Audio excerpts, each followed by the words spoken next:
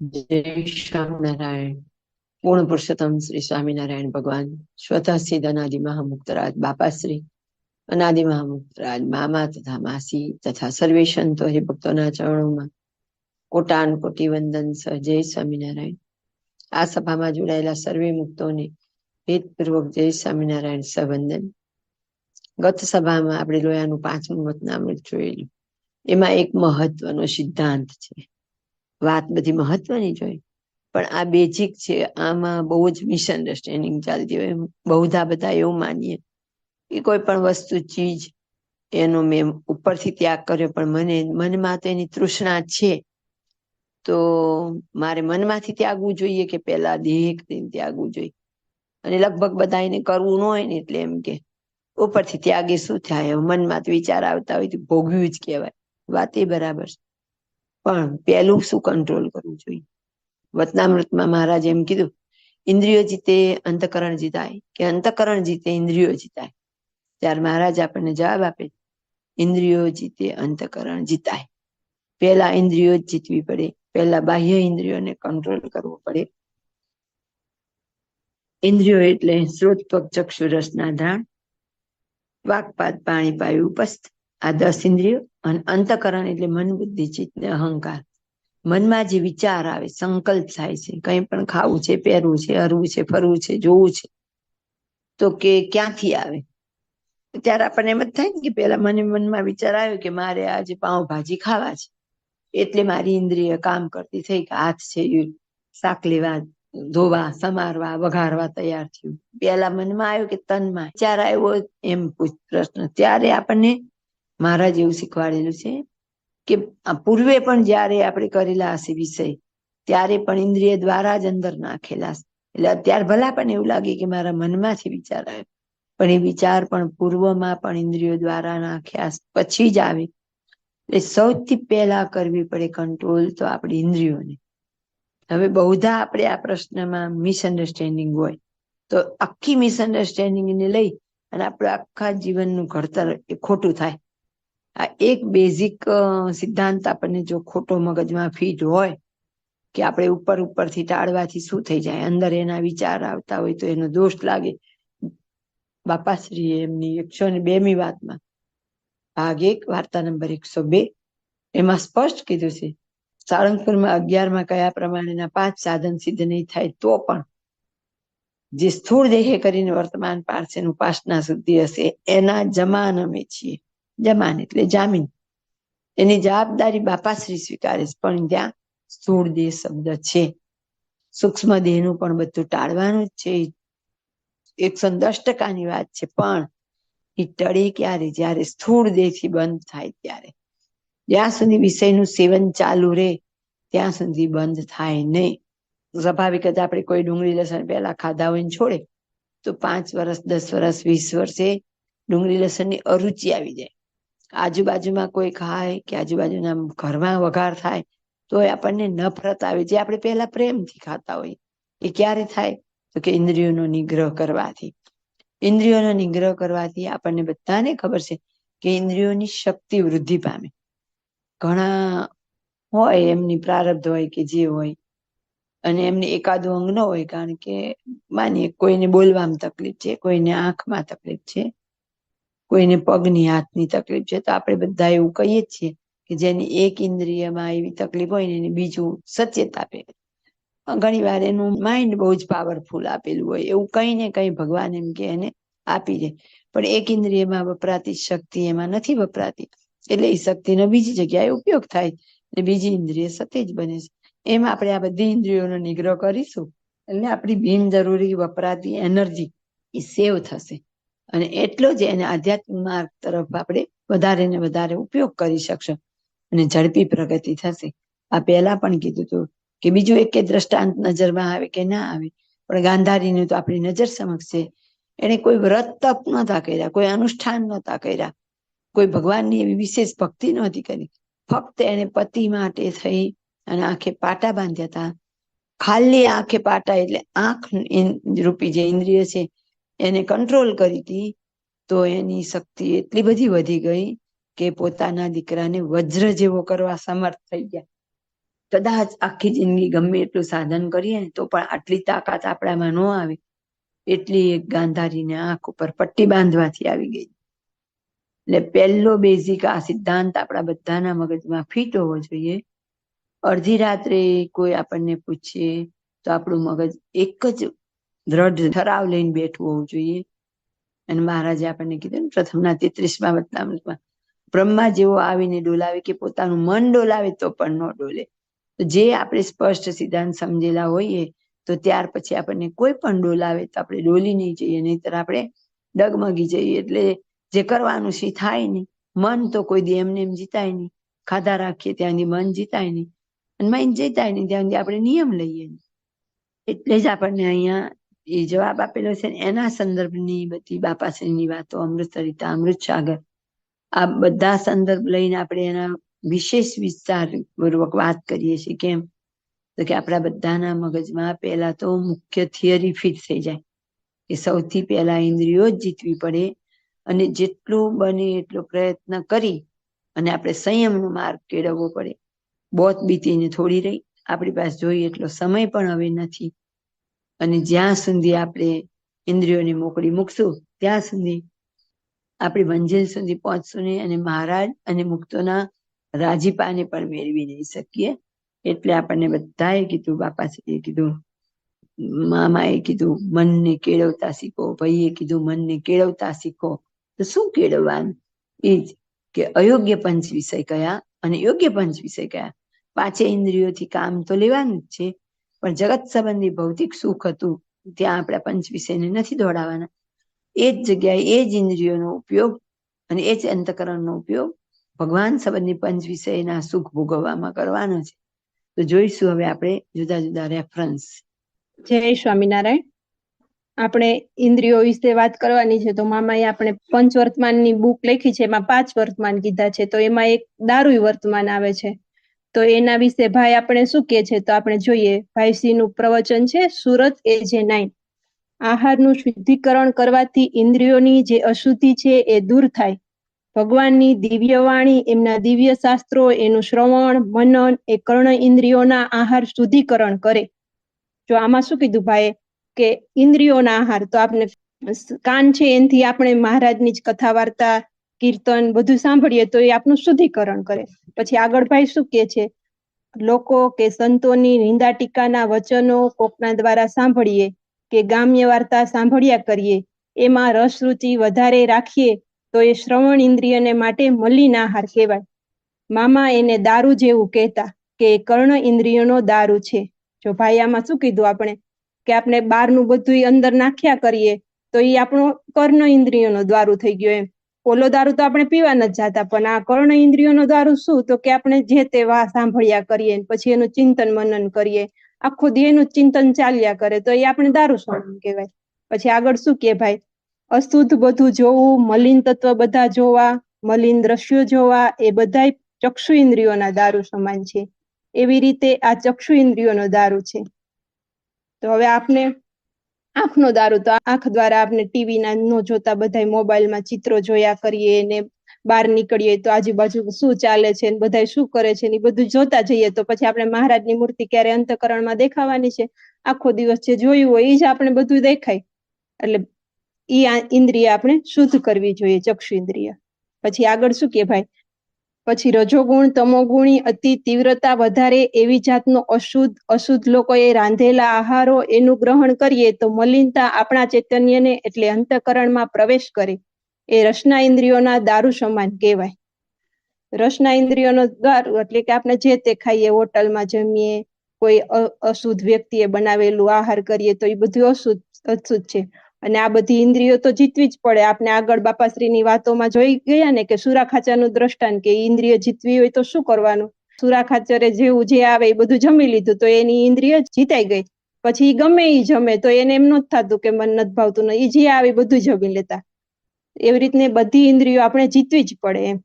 નાસિકાથી કોક રજોગુણી તમોગુણી વિજાતીય વ્યક્તિઓએ ધારણ કરેલા અત્તર ચંદન આદિ જે બીજા કોઈ પણ પદાર્થો એનો સુગંધ લેવાની ઈચ્છા હોય તો એ મલિન આહાર નાસિકા ઇન્દ્રિય દ્વારા ગ્રહણ થાય અને એને લીધે પણ અંતકરણનું અશુદ્ધિકરણ થાય.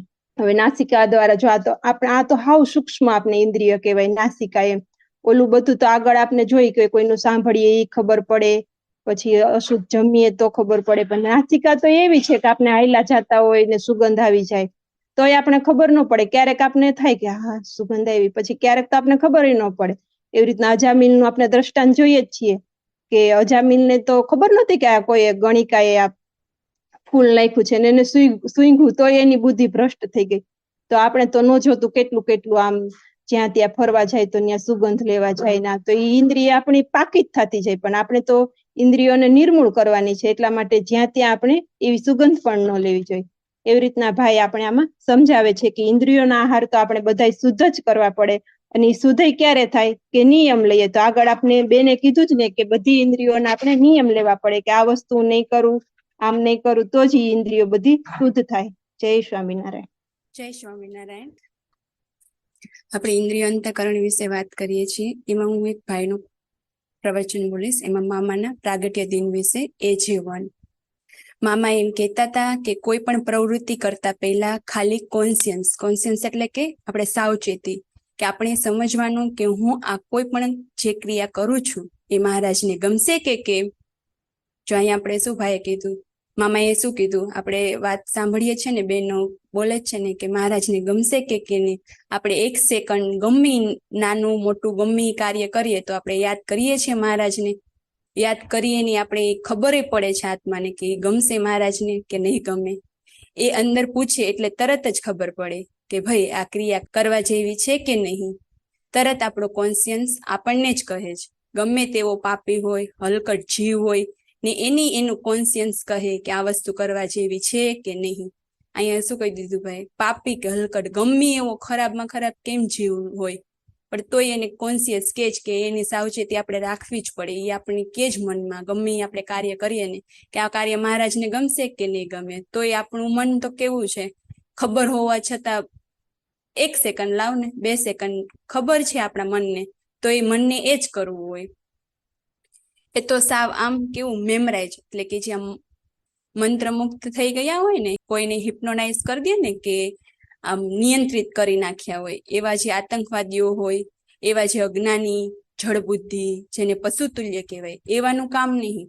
બાકી બધાને અંદરનું આપણું જે કોન્શિયન્સ છે એ તરત જ કહે કે આ પ્રવૃત્તિ કરવાથી મહારાજ રાજી થશે, તો એવી જ પ્રવૃત્તિ કરીએ. અને કદાચ કારણ કે આપણે તો બધા ગુણાત્મક ભાવમાં જ જીવીએ છીએ, સત્વગુણ, રજોગુણ અને તમોગુણ, બરાબર છે. તો એ ગુણને પ્રભાવે કરીને કદાચ પણ ક્યાંક ભૂલચૂક થઈ જાય, કોઈ ક્ષતિ આવી જાય, તો પરમાત્માની પાસે ધ્યાન કરતા પહેલા ગદગદ ભાવે ખૂબ પ્રાર્થના કરીએ જોઈએ કે આર્તનાદ એટલે કે ગદગદ ભાવે કે હે પ્રભુ, મારાથી આવી ભૂલ થઈ ગઈ છે, તો તમે કૃપા કરીને મને દરગુજર કરો, એટલે કે માફ કરો. તો પરમાત્મા તરત જ એની કૃપા કરી અને એને માફી કરી દે છે. પણ હવે શું કે છે ભાઈ, એકની એક ભૂલ એનું રેપિટેશન એટલે કે પુનરાવર્તન કર્યા કરીએ, એટલે કે વારંવાર આપણે ભૂલ કર્યા કરીએ તો એ દોષ છે. અને એની એટલી બધી દ્રઢતા થઈ જાય. બાપા કહે છે ને કે એકનો એક ઘાટ કર્યા કરે તો ઘાટની મૂર્તિ બંધાઈ જાય. આપણે એમ થાય, આપણું મન કહેતું હોય કે ચલો મને ખબર છે મારે ધ્યાન કરવું છે, તો મને ધ્યાનમાં શું વાડો આવે છે. એક તો પેલા મને છે ને ટીવી બહુ વાડી આવે. હું થોડુંક કંઈક જોઉં ને તો આખો દિવસ એનું જ મનન કર્યા રાખું. તો મારી ટીવી મૂકવી છે, અને ટીવી જોવા ટાઈમે એમ થાય કે મારે મૂકવી છે, પણ તોય થોડુંક લઈને જોઈ લઉં. ખબર હોય કે મામાને નહીં ગમે, મામાએ કીધું છે કે મહારાજ થાળ નહીં જમે, તો એ મન એટલું આમ છે ને કે નહીં થોડુંક જોઈ લો. તો ત્યાં આપણે શું કરીએ છીએ, રિપીટેશન જ કરીએ છીએ ને. તો મારે એવું ના કરવું જોઈએ. બાપા કહે છે ને કે એકનો એક ઘાટ કર્યા કરીએ તો ઘાટની મૂર્તિ બંધાઈ જાય. તો એ ઘાટની મૂર્તિ ન બંધાવા દેવી જોઈએ. જેવો ઘાટ ઉપજે કોઈ પણ ખરાબ પ્રવૃત્તિ કરવાનો કે ખરાબ કર્મ કરવાનો, ત્યારે તરત જ બ્રેક મારી દેવી. જેમ ટીવી જોતા હોય તો રિમોટ તો આપણા હાથમાં હોય ને, બધાના હાથમાં હોય, પણ થોડુંક જોઈ લો ને, બધાને એવું થાય કે થોડુંક, તરત જ બંધ કરી દઈએ. ભાઈ કે છે પણ મારાથી નથી થતું હજી. એવી રીતે મનને આપણે કેળવ્યું હોય તો આ થઈ શકે. પણ આપણે મોટા ભાગના શું કરીએ છીએ કે મનને એના પ્રવાહમાં એ જ્યાં જાય એમાં એને વહેવા દઈએ છીએ. એ મનને બ્રેક મારતા શીખવું પડે. અને ક્યારે થાય? સૂક્ષ્મ અભ્યાસથી. તો કેટલું સરસ અહીંયા ભાઈ આપણે કહી દે છે શું કરવાનું છે, કે આપણે યાદય છે તોય આપણે બ્રેક નથી મારી શકતા. એક બ્રેક મારી દેવાની છે, બસ સ્વિચ ઓફ કરી દેવાની છે બધી, ખાલી ટીવીની બધી જગ્યાએ. મિકેનિકલી મહારાજની મૂર્તિ સામું જોઈને ધ્યાન કર્યા કરીએ તો કોઈ દિવસ ધ્યાન સિદ્ધ ન જ થાય. આંખો ફાડી ફાડીને જોયા કરીએ તોય ના થાય. એ તો સૂક્ષ્મ ભાવે આવી સૂક્ષ્મ સાધના કેળવવી, મનને કેળવવું પડે. મન માંગે ના આપવું.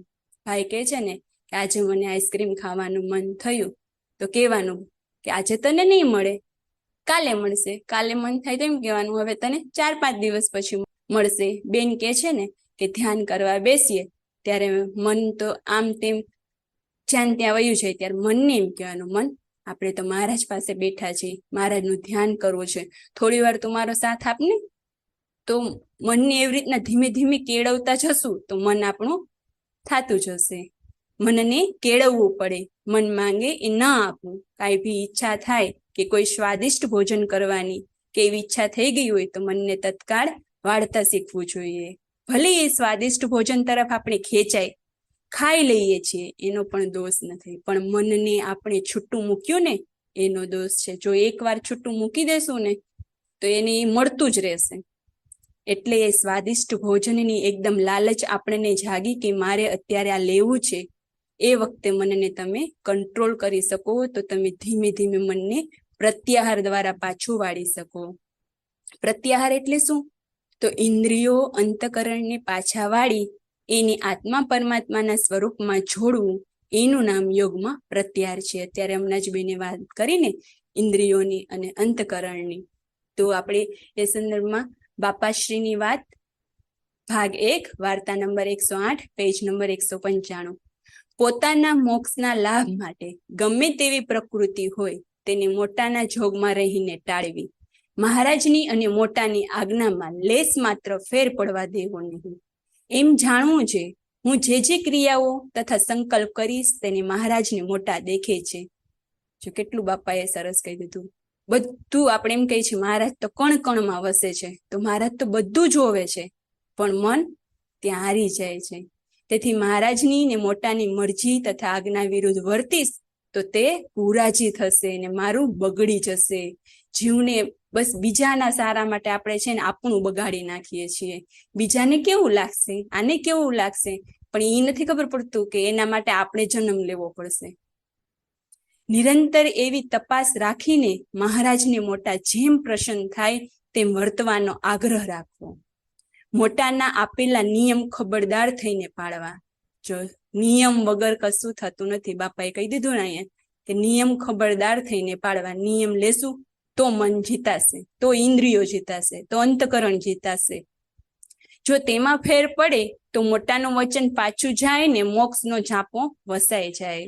માટે આજ્ઞા પૂરી પાડવી અને તેમાં ભૂલ પડે તો મોટાને સંભાળીને તેનું પ્રાયશ્ચિત કરી નાખવું.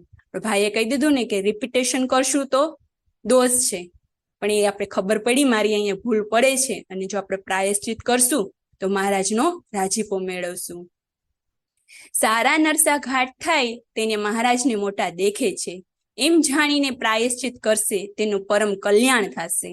ઇન્દ્રિયો જીતે તો અંતકરણ જીતાય છે. આવ્યું ને, ઇન્દ્રિયો જીતે તો અંતકરણ જીતાય છે, અને અંતકરણ જીતે તો ખાવા પીવાને બોલવા ચાલવાનો ચસ્કો રહે નહીં.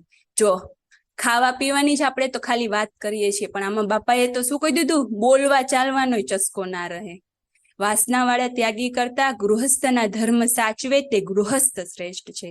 કેટલું સરસ બાપાએ કીધું. ત્યાગીને છે વાસના છે એની અંદર, તો એના કરતા આપણે તેમ કઈ સંસારમાં પણ સંસારમાં રહીને કેટલું આપણે સરળ બાપાશ્રીએ, મામાશ્રીએ, ભાઈએ, માસીબાઈએ કેટલું આપણે આપી દીધું છે કે તમે ખાલી આટલું કરો તો મહારાજ તમારી પાસે જ છે. વાસના તો બહુ ભૂંડી છે. હવે વાર્તા 127 પેજ નંબર 220. ઇન્દ્રિયોના આહાર શુદ્ધ કરવાની વાત આવી. તો જો આપણે બાપાશ્રીએ કીધું ને કે વાસના તો કેટલી ભૂંડી છે એમ, તો આપણે ઇન્દ્રિયોનું અંતકરણ ટાળવા છે તો કેવી રીતે કરી શકીએ? અહીંયા તો બાપાશ્રી એવું બોલે છે, ત્યારે બાપાશ્રી બોલ્યા છે, પવિત્ર ન હોય તેનું અંજળ ખાવા પીવાથી બુદ્ધિ ભ્રષ્ટ થઈ જાય છે, અને એનો વાયરો આવે તોય ભ્રષ્ટ થઈ જવાય. બોલો, આપણે તો ખાલી ખાવા પીવાની વાત કરીએ, ઓડી જાય ને તોય આપણી બુદ્ધિ ભ્રષ્ટ થઈ જાય છે. તો ખાવા પીવામાં તો આપણે કેટલું ધ્યાન રાખવું પડે. આપણે એમ કે ઓને સારું નહીં લાગે હું થોડુંક લઈ લઉં, આને સારું નહીં લાગે હું થોડુંક લઈ લઉં. અહીંયા તો બાપાશ્રીએ ચોખ્ખું ને ચટ કહી દીધું કે પવિત્ર રહેવું હશે તો બુદ્ધિ ભ્રષ્ટ નથી કરવી, તમારે પવિત્ર થવું છે તો આ બધું તમારે કરવું જ પડશે. હવે આમાં આપણે આપણું ચલાવીએ તો કેમ ચાલે? હવે ભાઈનું આપણે જોઈએ, એમ મન ધીમે ધીમે કાબુમાં આવી જાય છે, પછી આપણે એને જ્યાં લગાડવું હોય ત્યાં લગાડી શકીએ. બરોબર છે? વિદ્યાર્થીઓ છે એ કોન્સન્ટ્રેટ એટલે કે એકાગ્રતા, માઇન્ડની એ એકાગ્ર મનની એના વિષયોમાં જોડે તો એનો વિષયો સરસ, ગણિત, વિજ્ઞાન બધું સરસ રીતે આવડવા માંડે. તો જો આપણે તો હાલો આપણે વિદ્યાર્થીમાંથી તો આપણે એ લાઈફ તો જતી રહી, હવે આપણે સંસારમાં રહી છીએ. તો સંસારમાં તો આપણે એક સરસ આમ રેસીપી આવડતી હોય, એક ખાવાનું ઘરમાં બનાવવાનું આવડતું હોય તો કેવાય એમાં આપણે પારંગત થઈ ગયા હોય. અડધી રાતે કે સવારમાં ગમે ત્યાં ગમે ત્યાં આપણે પૂછે ને તો આપણી યાદ જ હોય. તો અહીંયા ભાઈ આપણે એમ કે છે એવું પારંગત થવાનું. મામાશ્રી કહેતા ને કે તમારા માસી તો 1 સેકન્ડમાં મહારાજની મૂર્તિમાં જોડાઈ જાય છે. તો એવું આપણે પારંગત બનવું હોય તો બાપાશ્રીની, મામાશ્રીની, ભાઈની બધાની વાતો સાંભળીને અને એનું અનુસરણ કરીને તો જ થઈ શકીએ ને. એ જ કેળવાયેલા મનને પરમાત્માનું ધ્યાન કરવામાં આપણે જોડીએ તો તરત પરમાત્માની મૂર્તિનું ધ્યાન થઈ શકે. એમ મનને કેળવવું પડે. જો મનને ના કેળવી તો કેમ થઈ શકે? બધી વાતમાં ચોખ્ખીને ચટ એક જ વાત કે શું? મનને કેળવવું પડશે. એને જ્યાં જી માગે એ આપશું તો આપણે હારી જ જશું, પણ એની સામે આપણે જીતવાનું છે. એમ આ કાર્ય, સત્સંગ, કથા, વાર્તા, કીર્તન, ભક્તિ આ બધું જ જરૂરી છે. અનેક જન્મના જે આપણા પૂર્વ કર્મના જે સંસ્કારો છે એ ધીમે ધીમે ઘસાતા જાય.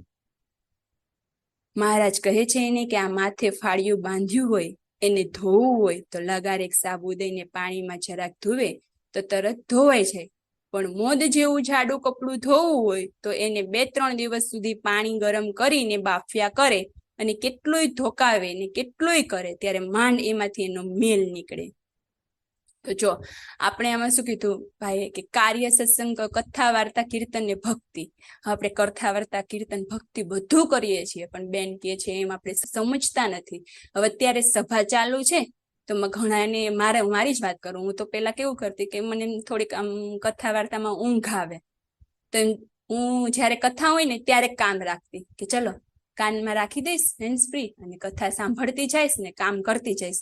તો ઓલું શું જીભેનો શબ્દ બોલતા હોય એ મને જવાના મનમાં, અડવાના નથી, જડવાના. ત્યારે 2 કાર્યકાલ ચાલુ હોય, એક તો હાથ દ્વારા, મન દ્વારા, આંખો દ્વારા. તો એમાં જયારે સભા ચાલુ હોય ત્યારે હું બેનજી વાંચે છે શબ્દો હું મારી જાતે જોતી જાઉં, જ્યાં મને ન આવડ્યું ત્યાં હું કરતી જાઉં કે આમાં શું કહેવા માંગે છે, આમાં શું બોલ્યા, એ હું ધ્યાન રાખું તો મારું મન ત્યાં બેસે અને એ સમજે કે નહીં મારે શું કરવાનું છે અને શું નથી કરવાનું. એમ અનંત જન્મના સંસ્કારો કાંઈ આમ તરત નીકળી જાય એવું નથી. એને પરમાત્માના દિવ્ય આવા મહામુક્તોની દિવ્ય વાણીનું નિરંતરનું પાન કરવું જોઈએ. નારાયણ મામાનો જોગ કરવો હોય તો શું કરવું? અત્યારે અમૃત સરિતાનું પાન કરવાનું. ગોપાળાનંદ સ્વામીનો જોગ કરવો હોય તો શું કરવાનું? ગોપાળાનંદ સ્વામીની વાતો વાંચો. એમ મનન પૂર્વક એમ મનન નિધિધ્યાસ થાય ત્યારે સાક્ષાત્કાર થાય. આપણે એમ કહીએ આજે આમ કાલે કરી લઈશ, હાલ ને આજે આટલી સભા તો સાંભળી લીધી, આજે તો આટલું ભજન કરી લીધું, હવે કાલે થોડુંક, આજે તો થાકી ગઈ છે તો એમ કરશું તો નહીં ચાલે. કાલ ઉપર નહીં, આજે કોને ખબર છે ક્યારે આપણે જતા રહેશું, એમ તો આજે જ કરી લેવાનું. બાકી આમ ઉપલક્યા કથા વાર્તા વાંચવા ખાતર વાંચીએ એમ નહીં, ખરેખર એની પાછળ સમય ફાળવી બરોબર છે. એ વાણીનું પાન કરવું જોઈએ. એ શબ્દોના દિવ્ય ધ્વનિ તરંગો એટલા બધા અગાધ શક્તિશાળી હોય છે કે જો એ વાણીનું તમે હે પરમાત્મા અને એ નાનાદી મુક્તો તમે આ બોલી રહ્યા છો એ તમારા કાન દ્વારા મને સંભળાય છે. જો કેવું સરસ કીધું ભાઈ અહીંયા. તો આપણે સભા સાંભળતા હોય ત્યારે મહારાજને સામે બેસાડીએ, આપણે સામે બેસીએ અને એમ વિચારીએ કે મહારાજ, આ તો તમારી બધી વાણી હું સાંભળું છું અને હું સમજવાનો પ્રયત્ન કરું, એવી મને પાત્ર બનાવજો. એવી જાતનો ભાવ કરી પરમાત્માને પરમાત્માના મુક્તના સ્વરૂપ સાથે આત્મીયતા કેળવીને પછી જો એ વાણીનું પાન કરવામાં આવે તો આખું ચૈતન્યનું વ્યક્તિત્વ પરિવર્તન થઈ જાય. કેટલું સરસ કીધું છે. તો આજથી હું હજી ઘણી વાર કથા વાર્તામાં હોય ને આડાવડી થઈ જાઉં છું, પણ હું હવે એવું જ મહારાજે જેમ કીધું ને, ભાઈએ જેમ કીધું ને કે કેવું કીધું, પરમાત્મા અને એના નાદી મુક્તો તમે આ બોલી રહ્યા છો એ તમારા કાન દ્વારા મને એ સંભળાય છે. તો કેટલું સરસ કહી દીધું. તો કથા વાર્તામાં ધ્યાન રાખવાનું, ભજન કીર્તનમાં ગમે કાર્ય કરીએ તો એનું ધ્યાનપૂર્વક મનન નિધિધ્યાસ કરવાનું, તો મહારાજની મૂર્તિ મળે. જય શ્રી સ્વામિનારાયણ. ભૂલ ચૂક થયું તો માફ કરજો. જય શ્રી સ્વામિનારાયણ. હવે આપણે આ જ મુદ્દા ઉપર આગળ બાપાની વાતમાં બધું સમજીશું. બાપાશ્રીની વાત ભાગ 2 વાર્તા 43. આપણે તો અહોનિશ મહારાજની મૂર્તિનું ધ્યાન કરવું ને મૂર્તિમાં જોડાવું, ત્યારે મૂર્તિનું સુખ આવે, પણ પાત્ર થયા વિના એ સુખ ન આવે, માટે પાત્ર થવું. હવે બાપા આપણને અહીંયા જો ટકોર કરી જ દે છે કે મહારાજની મૂર્તિનું ધ્યાન એ બધું કરવું હોય અને સુખ ભોગવવું હોય તો પાત્ર તો થવું જ પડે. પછી એમ બોલ્યા, જે મહારાજને મોટા મુક્ત ખરેખરા ક્યારે મળ્યા કહેવાય? તો માન, મોટપ, રસાસ્વાદ એ આદિ સર્વે દોષ મૂકીને મૂર્તિમાં જોડાઈ જાય ત્યારે મળ્યા કહેવાય. અને મોટાનો જોગ પણ ત્યારે થયો કહેવાય. રસાસ્વાદની આમાંય વાત આવી. એટલે ટૂંકમાં આપણે બધી યાજ્ઞા પાડવાની છે એની વાત છે. મોટાનો જોગ કરીને બાળકિયા સ્વભાવ મૂકવા જોશે ને મહારાજની આજ્ઞા બરાબર પાડવી જોશે. ત્યાગીને અધર્મી શિષ્ય હોય તો શિષ્યનો ત્યાગ કરવો, અને ગૃહસ્થને અધર્મી દીકરો હોય તો તે દીકરાનો ત્યાગ કરવો, પણ આજ્ઞામાં ફેર પાડવો નહીં. એટલે આજ્ઞા ઉપર બાપા ખૂબ જ ભાર મૂકે છે કે, અને આજ્ઞા ક્યારે પડે કે આપણે નિયમ લઈએ ને તો જ આજ્ઞા પડે. એટલે નિયમથી જ બધું થાય. હવે આપણે જોઈશું વાર્તા 48માં, ભાગ 2 વાર્તા 48, પેજ નંબર 158. ઇન્દ્રિયો જાગ્રત સ્વપ્નમાં નિયમમાં ન રહે, પાડા જેવી થઈ જાય અને ઉપવાસ ભૂસો ભૂસ પાડે એવી છે, માટે તેને નિયમમાં રાખવી. આજ સંત સારા મળ્યા છે અને વખત પણ સારો મળ્યો છે. સત્સંગમાં ઝીણામાં ઝીણું થાવું. આપણને તો આવા સંત, આવા બાપા, આવા મામા, આવા મુક્તો મળ્યા છે તો આપણે કરી લેવું એમ. આપણને કહે છે, ટકોર કરે છે કે નિયમમાં રહી અને મહારાજની મૂર્તિનું સુખ મેળવી લે. હવે એ જ વાતમાં આગળ પાના નંબર 160. ઇન્દ્રિયો બધી શીતળ થઈ અખંડ ભગવાનનું ચિંતવન કરે એવો જોગ આપણને મળ્યો છે. ધ્યાન કરતા કરતા માળા ફેરવતા ફેરવતા મૂર્તિથી બહાર નીકળાય નહીં. વૃત્તિઓ મૂર્તિમાં તણાઈ જાય, માટે એક પુરુષોત્તમ ભગવાન અને તેમના અનાદિ રાખીએ તો બીજું કાંઈ ભાષે જ નહીં, અને આનંદ આનંદ થઈ જાય. અને આપણને એ બધા મળ્યા છે, બાપા મળ્યા, મહારાજ મળ્યા. એમાં આપણે આગળ અબજી બાપાની વાતો ભાગ 1 વાર્તા 170. પછી લોયાનું 5મું વચનામૃત વંચાતું હતું. તેમાં ઇન્દ્રિયોને જીતવે કરીને અંતઃકરણ જીતાય છે એમ આવ્યું. આપણે વાતમાં વચનામૃતમાં આપણને આગળ આ સભામાં પણ સમજાવ્યું છે કે પહેલા ઇન્દ્રિયો જીતવી પડે પછી અંતઃકરણ જીતાય. એટલે આમાં બાપા કહે છે ને કે ઇન્દ્રિયોને જીતવે કરીને અંતઃકરણ જીતાય છે. ત્યારે બાપાશ્રી બોલ્યાજી, ઇન્દ્રિયો તો જેમ પાડાને 12 વર્ષ ખવડાવીને ખૂબ તાજા કરીને વચ્ચે સુવે તો સુખે સુવા દે નહીં, એવી છે. સત્સંગમાં બધી વસ્તુ છે પણ ભોગવવી નહીં, ને રસના ઇન્દ્રિયને તો વિશેષે કરીને નિયમમાં રાખવી. શિક્ષાપત્રીમાં પણ મહારાજે આપણે કીધું છે ને આજ કે રસના ઇન્દ્રિયને તો વિશેષે કરીને નિયમમાં રાખવી. એટલે નિયમથી જ બધું થાય. નિયમ રાખીએ કે આપણે ગળ્યું નથી જમાડવું, તો રે, નહીં તો પછી એમ થાય કે ના આજે ચલો ને વાંધો નહીં ખાઈ લેવાય. એટલે આ મન અને ઇન્દ્રિયો બધું એવું છે. જો ખાધાની બહુ આસક્તિ હોય તો ક્યાંય વાડ તોડે, એટલે નિયમ ધર્મ મૂકી દે. માટે સૂકા હાડકા જેવા વિષયમાંથી લુખા થાય તો વિઘ્ન નહીં. ધણીના દરબારમાં તો ઢગલા છે, પણ બધું ભોગવવાનું નથી. જો મૃત્યુ સામે નજર હોય તો વિષયથી લુખા થાય. જો 5-10 દિવસમાં મરવાનું છે એમ કોઈ કહે તો કેવી ભીતિ લાગે. તેવી ભીતિ વિષયની લાગે તો વિષયના સંકલ્પ થાય નહીં. જો કે આહાર બધાય અશુદ્ધ છે, તો પણ રસનામાં આસક્તિ તે અતિ અશુદ્ધ આહાર છે. અહીંયા બાપા તો આપણને શું કહે છે કે ચલો આહાર તો બધા અશુદ્ધ આપણે ના ખાઈએ, ચલો નિયમથી એ પાડીએ, પણ આ જ રસનામાં આસક્તિ રહે એ પણ બાપાએ તો અશુદ્ધ આહાર કહી દીધો છે. એટલે બાપાએ આપણને ઝીણામાં ઝીણું થવું એવું કહ્યું છે ને, એટલે કેટલું ઝીણું ઝીણું આપણને સમજાવે છે.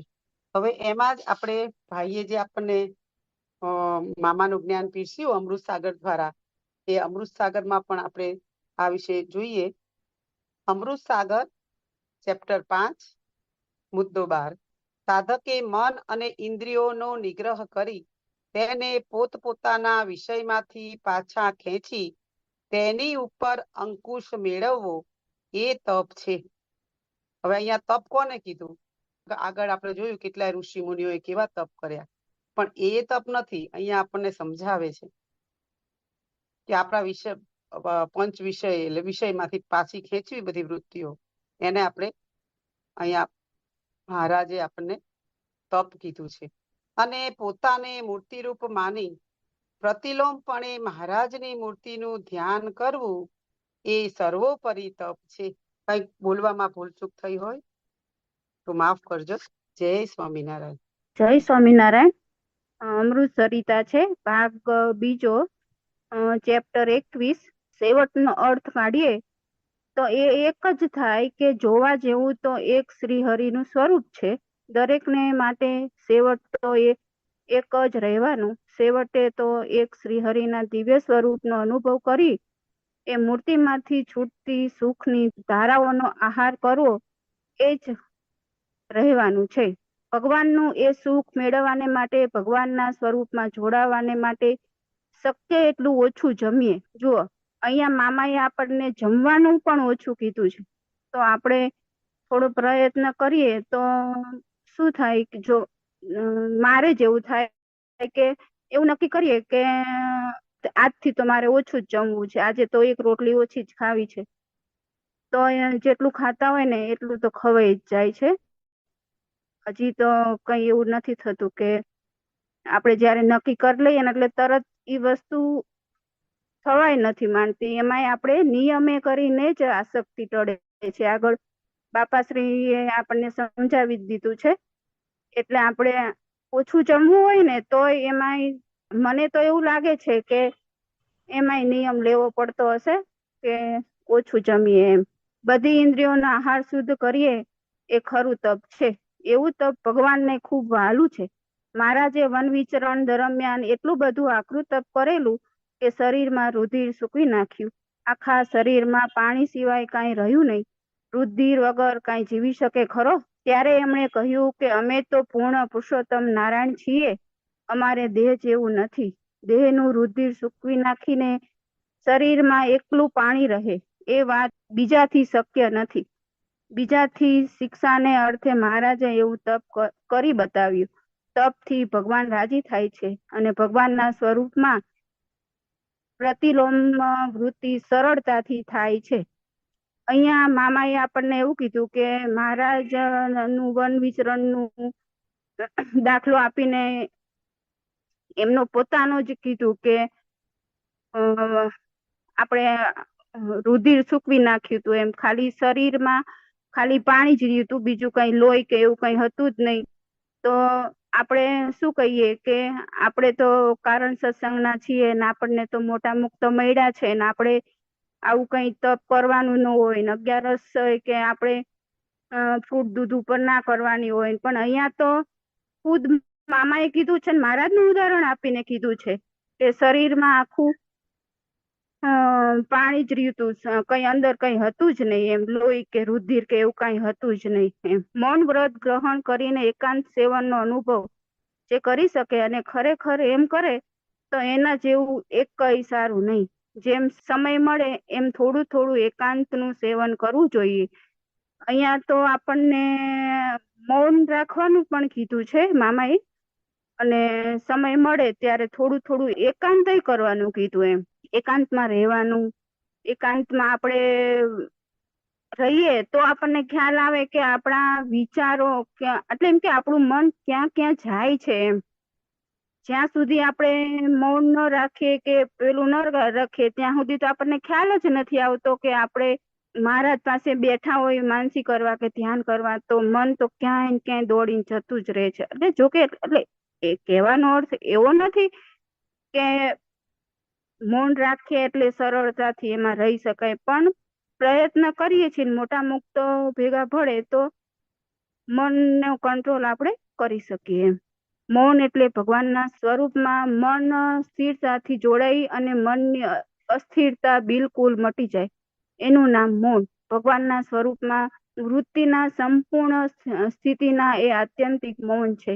મૌનનો અનુભવ તો જ્યારે જ્યારે અનુકૂળતા હોય ત્યારે અવશ્ય પ્રાપ્ત કરવો જોઈએ. મહિનામાં કોઈ એવો અનુકૂળ દિવસ હોય ત્યારે મૌન રાખવું. રવિવારે અનુકૂળતા હોય તો તે દિવસે પણ મૌન રાખી શકાય. એવો કોઈ દિવસ સંપૂર્ણપણે મહારાજની મૂર્તિમાં જોડાવા માટે મૌન રાખવું. મૌનના નિયમો પ્રમાણે મૌન રાખી મહારાજની મૂર્તિમાં જોડાઈએ તો મહારાજ ખૂબ રાજી થાય. અહીંયા આપણને મામા મૌન રાખવાની વાત આપણને કરી છે, અને આગળ આપણે બધા બહેનોએ રેફરન્સ આપ્યા. જીતુભાઈ ના વાણીની પણ આગળ રેફરન્સ આપી દીધા છે. એમાં કીધું કે ઇન્દ્રિયોનો આહાર, ઇન્દ્રિયો અંતઃકરણ ને બધું આહાર શુદ્ધ થાય ત્યારે જ મહારાજની મૂર્તિમાં આપણે જોડાઈ શકીએ છીએ. હવે બાપાશ્રીની વાત ભાગ 1 વાર્તા 238 છે, પેજ નંબર 505. રસના તો માં ભૂંડી છે, એમાં કોઈ માલ નથી. તેને તો આની કોરથી ખોસે અને ઓલી કોરથી કાઢે અને પૂછ્યા કરે જે મારા ઘાટ સંકલ્પ કેમ ટળતા નથી, તે સી રીતે ટળે. આપણે કોઈ મોટા એમ થાય કે મોટા મુક્ત હોય, મામા માસી હોય કે જીતુભાઈ હોય કે કોઈ મોટા મઠ, એટલે આપણે પૂછી જ લઈએ કે મારા ઘાટ, મને તો બહુ જ ઘાટ સંકલ્પ થાય છે, મારા ઘાટ સંકલ્પ કેમ ટળતા નથી, તે સી રીતે ટળે. એમ બાપાએ તો આપણને અહીંયા સ્પષ્ટ રીતે આપણને કહી જ દીધું છે કે રસના તો માં ભૂંડી છે, એટલે રસના તો ટાળ્યા વગર તો આપણો એમ કે ધ્યાન થવાનું નથી, અને ઇન્દ્રિયો આપણા ઘાટ સંકલ્પ પણ ટળવાના નથી. એમ પછી બાપાશ્રીની વાતો ભાગ 1 વાર્તા 150, પેજ નંબર 509 છે. ભૂત, ભવિષ્ય અને વર્તમાન તેના ભાવ ટાળી નાખવા, દેહના જે શણગાર છે તે ટાળી નાખવા અને મહારાજની મૂર્તિમાં એક તાર જોડાવું. વૈભવ એક મેળવો નહીં અને મૂર્તિ ખપે તે કેમ મળે. અહીંયા બાપાશ્રીએ પણ આપણને એ જ વાત કરી છે કે આપણા દેહના શણગાર છે એ બધા ટાળી નાખવા અને મહારાજની મૂર્તિમાં એક તાર જોડાવું. એમ કે વૈભવ એક મેળવો નહીં અને મૂર્તિ ખપે તે કેમ મળે. આપણા જે વૈભવ છે, આપણા ઘર છે, બધી મિલકતો છે, કે આ લોકો બધા આપણા છોકરાઓ ને એમાં બધું ઈ આપણે વૈભવ છે, ઈ મને એમ છે કે એની જ વાત છે. ઈ વૈભવ નથી, એ કઈ નથી મૂક્યા ત્યાં સુધી આપણે મૂર્તિમાં જોડાઈ શકશું નહીં. પછી નીચેનો એક પેરેગ્રાફ છે. માઇક ઇન્દ્રિય કરીને માઇક વસ્તુ ઝેર જેવી થઈ જાય ને અખંડ મૂર્તિમાં વૃત્તિ રાખે તો 6 મહિનાની અંદર મૂર્તિ સિદ્ધ થઈ જાય. બાપાશ્રી તો આપણને એમ કે છે કે માઇક વસ્તુ ઇન્દ્રિય કરીને ઝેર જેવી થઈ જાય તો આપણે 6 મહિનાની અંદર મૂર્તિ સિદ્ધ થઈ જાય. તો એવું તો આપણે કઈ કરી શકતા નથી, પણ પ્રયત્ન કરીએ તો મહારાજને મુકતો ભેળા પડે એમ. જ્યારે ખારું ખાટું તીખું તમતમતું આદિકના ભાવ એકય ન રહે ત્યારે મૂર્તિ દેખાય. જો બાપાશ્રીએ તો અહીં તો કહી જ દીધું કે ક્યારે મૂર્તિ દેખાય, કે ખારું ખાટું આ બધા તીખું તમતમતું એકય ભાવ ન રહે ત્યારે મૂર્તિ દેખાય. જ્યારે પુરુષોત્તમ રૂપ થશો ત્યારે પુરુષોત્તમનું જ્ઞાન થશે. આ દેહનું સુખ ભેળું રાખવું અને મૂર્તિનું સુખ લેવું તે થાય નહીં. પ્રશ્ન આદિક મૂકે તો થાય, પણ ભગુડી ભેંસનું દૂધ સારું એમ રહે ત્યાં સુધી મૂર્તિ ક્યાં મળે તેમ છે. એમ ક્યાંથી આવ્યા આજ મહારાજની મૂર્તિ દેખાય છે, હરે છે, ફરે છે, સુખ આપે છે, પણ નાસ્તિક ભાવ છે. આ દેહનું જે સુખ જોઈએ, ખાવા પહેરવા અને શોખ માણવા, તો મૂર્તિ ક્યાંથી દેખાય? સર્વેન્દ્રિયોને વશ રાખે તો વનમાં ગયો જાણવો. બાપાશ્રી આપણને એમ કે છે કે મૂર્તિ તો તમારે જોઈએ છે, પણ આ ખાટું ખારું તીખું તમતમતું એકય ભાવ ન રહે. અને ભગુડ અહીં તો એમ કીધું કે ભગુડી ભેંસનું દૂધ છે ત્યાં સુધી તો મૂર્તિ આપણને નથી કે આના કરતા તો આનું દૂધ સારું છે. અહીંયા તો અમૂલનું ઘી કરતા તો આપણે બળદિયાનું ઘી સારું છે. તો ત્યાં સુધી આપણને એવું રહે ત્યાં સુધી તો આપણને મૂર્તિ મળે નહીં. અને બોલવા ચાલવામાં કે વાંચવામાં મારાથી કઈ ભૂલ થઈ હોય તો માફ કરજો. જય સ્વામિનારાયણ. સ્વામિનારાયણ. અમૃત સરિતા ભાગ 3 ચેપ્ટર 17 પેજ નંબર 218. મહારાજે પંચવર્તમાન દારૂ માંસ ચોરી અવેરી વટલવું નહીં ને વટલાવવું નહીં. પંચવર્તમાન લાગે સાદા પણ સાદા નથી. જેટલા મહાન પંચવર્તમાનો છે દારૂની અંદર તો બધું જ આવી જાય. આજના નાટક ચેટક સિનેમા એ પણ દારૂ સમાન છે. મામાએ કહી દીધું નાટક ચેટક સિનેમા એ બધા દારૂ એટલે આંખથી જાય. એ આપણે આ બધું જોઈએ એટલે આપણા મગજમાં એ બધા વિચારો ચાલે. મહારાજની મૂર્તિ ભૂલી જવાય એટલે એ આંખનો દારૂ થયો. જેમ દારૂથી ઘેન ચડે ને કેફ ચડે ને અંતે માણસ મરી જાય, તેમ આજના ફેલ ફતુર એવી વસ્તુઓ છે કે જે દારૂથી એ ખરાબ છે, એને દારૂ કહેવાય. પેલો દારૂ તો ન જ પીવાય, નહીં તો પશુ તુલ્ય કે પશુથી એ ખરાબ કહેવાય. મામા કે છે કે પેલો દારૂ તો આપણે સત્સંગીઓ તો કોઈ પીવાના જ નથી. આપણે ગાયા ચાળ્યા વગરનું પણ ખાવાના નથી. આપણે અનાજ પણ બધું સાફ કરીને વાપરીએ, ઘી તેલ દૂધ બધું ગાળી ચાળીને વાપરીએ. પણ જો આ આંખોથી, અત્યારે તો આ યુટ્યુબ નો જમાનો એટલે આંખોથી એટલો બધો કચરો આંખમાં જતો રહે ફોનમાં જોતા જોતા, તો એ કાઢવો તો બહુ અઘરો છે. અને એનાથી વધારે મન આપણું મન એટલે એમ કે કઈ પણ એવું દ્રશ્ય જો એ તો ભૂલાતું જ નથી. એ તો ટાઈમ ઊભું થઈ જાય નજર સામે કે આ જગ્યાએ આવું હતું. એટલે એ આંખનો દારૂ તો માણસ ને કેફ ચડે એવી રીતે એમ કે એના મગજમાં એ ચડ્યો જ રહે છે. એ કાઢવો બહુ અઘરો પડે છે પછી એવું કઈક દ્રશ્ય જોવાઈ ગયું હોય તો. અને આપણે ઋષિ મુનિઓના દાખલા પણ સાંભળ્યા છે. મનુષ્ય દેહ ધારણ કર્યા પછી, મનુષ્ય રૂપ લીધા પછી દારૂ માંસમાં પણ ઘણી બધી વસ્તુ આવી જાય. માત્ર માંસ એટલે પેલું પશુનું માંસ તથા જે દેવોમાં માંસ, દવાઓમાં માંસ ભરેલું હોય એટલું જ નહીં, એ તો ન જ લેવાય. અનાજ પણ શોધીને જમવું જોઈએ, બહારનું ન જમાય. એ વિશેષ સારું છે. અત્યારના દેશકાળ એવા છે કે બધાને બહાર જમવું પડે છે. એ મોટી તકલીફ રહે છે.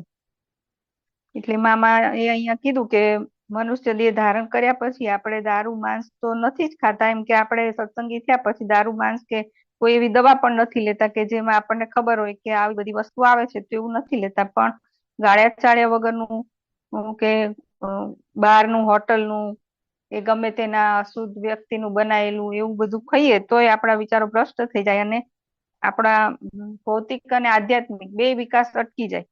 અને બહારનું જમવું જ પડે અત્યારે મોટી તકલીફ છે કે બધાને અત્યારે દેશકાળ પ્રમાણે એમ કે બહારનું કદાચ કોકને એવું હોય કે બહારનું ખાવું પડે તો મંદિર, ક્યાંક મંદિરમાં મળતું હોય એવું લઈને ખાવું, પણ હોટલનું તો ન જ ખવાય. પરંતુ જેમ બને તેમ એવી વ્યવસ્થા કરવી જોઈએ કે એવી અશુદ્ધ વસ્તુ બહારની ન લેવાય તો સારું. મન કર્મ વચન એ ચોરી નહીં કરવી જોઈએ. અત્યારે ચોરીઓ તો આખા વિશ્વને અભડાવી મૂક્યું છે. થોડાક કોઈને છોડ્યા નથી.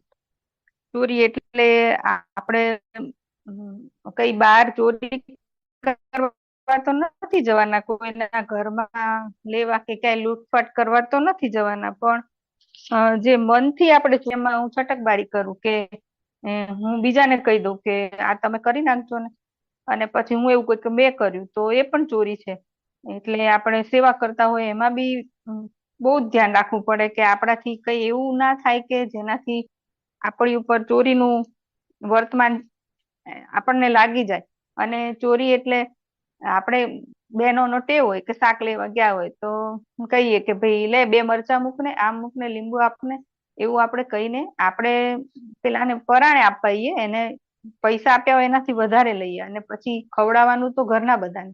એટલે એ કર્મ તો આપણને જ ચડ્યું, ખાધું બધાએ પણ એ કર્મ આપણને જ ચડ્યું. એટલે એ સૂક્ષ્મ આપણે બહેનોને તો ખાસ એવી નાની મોટી ભૂલો થતી હોય તો એના માટે મામાએ કીધું છે કે સાવધાન રહેવું. બાપા પાસે એક સોની આવ્યો તો બાપાને પ્રાર્થના કરીને કે બાપા મારું કલ્યાણ કરજો. પછી બાપા તો અંતર્યામી, તો બાપા કહે ચોરી ન કરે તો અમે કલ્યાણ કરીએ. ત્યારે એ વિચારમાં પડ્યો. થોડી વાર રહીને કહે બાપા અમારો ધંધો જ એવો કે ચોરી ન કરીએ તો પૂરું જ ન થાય. બાપા કહે તો ક્યાંય પૂરું ન થાય. તો કહે શું કરવું? બાપા કહે તમારી ઈચ્છા, ચોરી ન કરો તો પૂરું કરીએ. પછી કહે સારું બાપા, હું નક્કી કરીને કાલ કહીશ. એટલે બાપાએ કીધું કે તમારો ધંધો એ છે, પણ જો તમે અહીંયા ચોરી ન કરો તો હું તમારું પૂરું કરું. તો એમને વિચાર આવ્યો કે શું કરવું મારે, એટલે કે હું વિચારીને કાલે કહીશ. અને બાપાએ કીધું કે ચોરી ન કરો તો હું પૂરું કરી દઉં. એટલે પોતાના આત્માનું કરવું છે કે આ લોકનું કરવું છે એ વિચારવામાં એમણે કીધું કે હું કાલે કહીશ. ભલે કહેજે, કાલે આવજે. પછી એ તો ઘરે ગયો. એમના ઘરના મનુષ્યને પૂછ્યું કે બાપાએ તો આવું કહ્યું છે, તો હવે આપણે શું કરવું? એના ઘરનું મનુષ્ય બળવાન હતું. એ કહે બીજું શું થવાનું હતું? પૂરું નહીં થાય તો બીજું શું થશે? દેહ પડી જશે. કે બીજું કઈ થવાનું છે? દેહ પડી જશે તો પૂરું કરીને ધામમાં તો લઈ જશે ને. એમના ઘરના મનુષ્ય બી કેટલા સમજણ વાળા કે એમણે એવું કહ્યું કે કઈ વાંધો નહીં, આ બાપાએ કીધું છે તો ચોરી ન કરતા, ચોરી નહીં કરો તો શું થશે, કે બહુ થાય તો આપણે ભૂખ્યા રહેશે તો દેહ પડી જશે, દેહ પડી જશે તો કઈ વાંધો નહીં, પણ ધામમાં તો મહારાજ લઈ જશે ને. ચોરી કરશો તો ધામમાં પણ નહીં લઈ જાય. એટલે એમની સમજણ કેટલી સારી કહેવાય કે એમણે આવી સાચી સલાહ દીધી. તો પછી ઉપાધિ, દેહ પડી જશે તો પૂરું કરીને ધામમાં તો લઈ જશે ને, તો ઓછી ઉપાધિ. આપણે સાધન કરવા મટ્યા, એક જ સાધન કરવાનું રહ્યું, ચોરી ન કરવી. ત્યારે કઈ એક સાધનથી પતતું હોય તો બીજું લપ શું કામ કરવી? પછી દેહ મુક્તિ વખતે શ્રીજી મહારાજ અને બાપાશ્રી તેજોમય દર્શન આપીને આખા ઘરના મનુષ્યને તેડી ગયા. બાપાશ્રીનું વચન માન્યું. બાપાશ્રીનું વચન માન્યું તો બધાને મહારાજ અને બાપા દર્શન દઈને તેડી ગયા. પણ ભગવાને આટલી બધી કસોટી કરી ચોરી માટેની, પણ એને પાર ઉતારી દીધો. એટલે ભગતની બાપાએ કીધું તો એટલી ભગતની કસોટી કરી કે તમે ચોરી નહીં કરો તો હું ધામમાં લઈ જઈશ. તો એમણે ઘરના મનુષ્યને પૂછ્યું અને એમણે નિયમ પાળ્યા. તો મહારાજ એમના આખા કુટુંબે સહિત એ બધાને ધામમાં લઈ ગયા. ઘરના મનુષ્યએ આમ કહ્યું એટલે પૂરું થયું. વટલવું નહીં ને વટલાવું નહીં, એ વ્યાપક અર્થમાં એવું થાય છે કે જેનું તેનું જમવા માંડીએ તો ઠેકાણું ન રહે. પછી અસુર આહાર ખાવાથી બુદ્ધિ પણ બગડી જાય. માટે વટલવું નહીં ને વટલાવું નહીં. બીજો પણ મોટો અર્થ છે કે મન અપવિત્ર થાય એવું એક પણ ઇન્દ્રિયથી કાર્ય થવું જોઈએ નહીં, નહીતર આપણે વટલિયા કહેવાય. આપણે પણ કોઈને એવો વિચાર આપીએ કે ભગવાન ભૂલી જાય તો આપણે એને વટલાવ્યો કહેવાય. બીજાને પણ ભગવાનનો સંબંધ થાય એવી વાત કરવી તો એ 5મું વર્તમાન બરાબર પાડ્યું કહેવાય. વટલવું નહીં વટલાવું નહીં, એમાં મહારાજે કીધું કે જેના તેના હાથનું જમવું નહીં, તો આપણી બુદ્ધિ ભ્રષ્ટ થઈ જાય. આધ્યાત્મિક ને ભૌતિક બે વિકાસ અટકી જાય. એટલે આપણે કોઈને મોડી વાત કરીએ તો બી આપણે એમને વટલાવ્યા કહેવાય કે ના ના હવે તારે તો આમ છે તો ચાલે. હવે ભગવાને એવું નથી કીધું એવી જડતા નહીં રાખવાની, આપણે તો આવું કરી લેવાનું હોય, એવું આપણે કોઈને મોડી વાત કરીએ ને તો બી આપણે એમને વટલાવ્યા કહેવાય. કોઈ નિયમ ધર્મ પાળતા હોય અને એને આપણે સહેજ એવા શબ્દો બોલીએ કે હવે આપણે આવું ના હોય, આ તો સંતો માટે છે, તો બી આપણે એને ઊંધા માર્ગે જ લઈ ગયા કહેવાય. એટલે આ વર્તમાન તો આપણે બહુ જ આમાં તો સાવધાન રહેવું પડે. મારી સમજણ પ્રમાણે મેં કીધું, પણ મારી કઈ ભૂલચૂક થઈ હોય તો માફ કરજો. હવે બાપાશ્રીની વાત ભાગ 2 વાર્તા નંબર 44. તે એકાંતિક કેને કહીએ? તો આંખે આંધળો થાય, કાને બહેરો થાય, ત્વચા રસના આદિના સર્વે વિશે રહિત થયો ને માહી રાગ ન રહે તે એકાંતિક કહેવાય. તે કૃપાનો પાત્ર થયો. પછી પરબ્રહ્મ પરમાત્મા ભગવાને આત્મામાં પધરાવે ત્યારે પરમ એકાંતિક થાય છે. તે ખરી કૃપાનો પાત્ર થયો. પછી મહારાજ તેના ઉપર પૂર્ણ દયા કરે ત્યારે અનુભવ જ્ઞાન મૂર્તિમાંથી છૂટે છે. તે અનુભવ જ્ઞાન ભક્તને મૂર્તિમાં ખેંચે છે ને મૂર્તિમાં જોડી દે છે. ત્યારે અનાદિ મુક્ત થાય છે. આમાં એકાંતિક કોને કહેવાય? તો મહારાજ કે આંખે આંધળો ને કાને બહેરો એને કઈ એકાંતિક ના કહેવાય, પણ જે વિષય છોડે, એના વિષયના રાગ છોડે એને એકાંતિક ને એ કૃપા પાત્ર કહેવાય. કૃપાને પાત્ર થાય ત્યારે જ મહારાજ પૂર્ણ દયા કરે અને એને અનુભવ જ્ઞાન આપીને મહારાજની મૂર્તિનો સાક્ષાત્કાર કરાવે. જય સ્વામિનારાયણ. મારાથી કઈ બોલવામાં ભૂલચૂક થઈ હોય તો માફ કરજો, રાજી રહેજો. જય સ્વામિનારાયણ. જય સ્વામિનારાયણ. આપણે જોશું બાપાશ્રીની વાત ભાગ 1 વાર્તા નંબર 152. તમે સંત છો તે ગાયો છો, માટે ગોવાળ વિના ક્યાંયનું ક્યાંય ચાલ્યું જવાય, એમ ગોવાળનો ખપ પડે છે. આ તમારા સુખને માટે કહીએ છીએ. કોઈ કોઈ જગ્યાએ મહિમા થોડો છે, તેથી લુખાપણું રહે છે. તો આમાં ગાયો કીધી તો ગાયોની જગ્યાએ શું છે કે સાધન દશા વાળા હરિભક્ત, અને ગોવાળ કીધા તો મહારાજ અને મહારાજના મોટા મુક્ત. એટલે કે જે સાધન દશામાં હોય તો એની માટે કોઈ મોટા મુક્ત ન હોય તો આપણે તો ક્યાંય ના ક્યાંય વયા જાય છે. તો એના માટે આપણે એક દ્રષ્ટાંત જોશું કે ગોપાળાનંદ સ્વામી હતા ને, ત્યારે એક હરિભક્ત હતા. એમને ગોપાળાનંદ સ્વામી એમ કીધું કે તમે થોડાક દિવસ મંદિરે આવીને સેવા કરો. તો હરિભક્તને જવું નથી એટલે થોડાક બાના કાઢે છે. એટલે કે ના સ્વામી, કે મારે તો સુવા માટે સારી પથારી જોશે. તો સ્વામી કે કાંઈ વાંધો નહીં, અમે તમને સારી પથારી કરી આપશું. તો પછી વળી કે સ્વામી મારે જમવા માટે તો ગરમ ગરમ રોટલી જોશે. તો સ્વામી કે કાંઈ વાંધો નહીં, અમે તમને છે ને ગરમ ગરમ રોટલી ખવડાવશું. તો વળી પાછું એને નહોતું જાવ એટલે બાના કાઢે કે મારે નાહવા માટે તો ગરમ પાણી જોશે. તો કે તમને નાહવા માટે પણ એક ડોલ ગરમ પાણી અમે કરી આપશું. તો કે મને સાંજે સુવામાં ઊંઘ ન આવે, મને પગ દબાવે કોઈ તો જ મને ઊંઘ આવે. એટલે તો સ્વામી એમ કે છે કાંઈ વાંધો નહીં, એક પાર્ષદને કહીને તમારા પગ પણ અમે દાબવાનું એને કહી દેશું, પણ તમે સત્સંગ કરવા આવો. પણ ઈ તો એટલું બધું સ્વામી કે છે તો ઈ જાતા નથી, કારણ કે એને જવું જ નહોતું.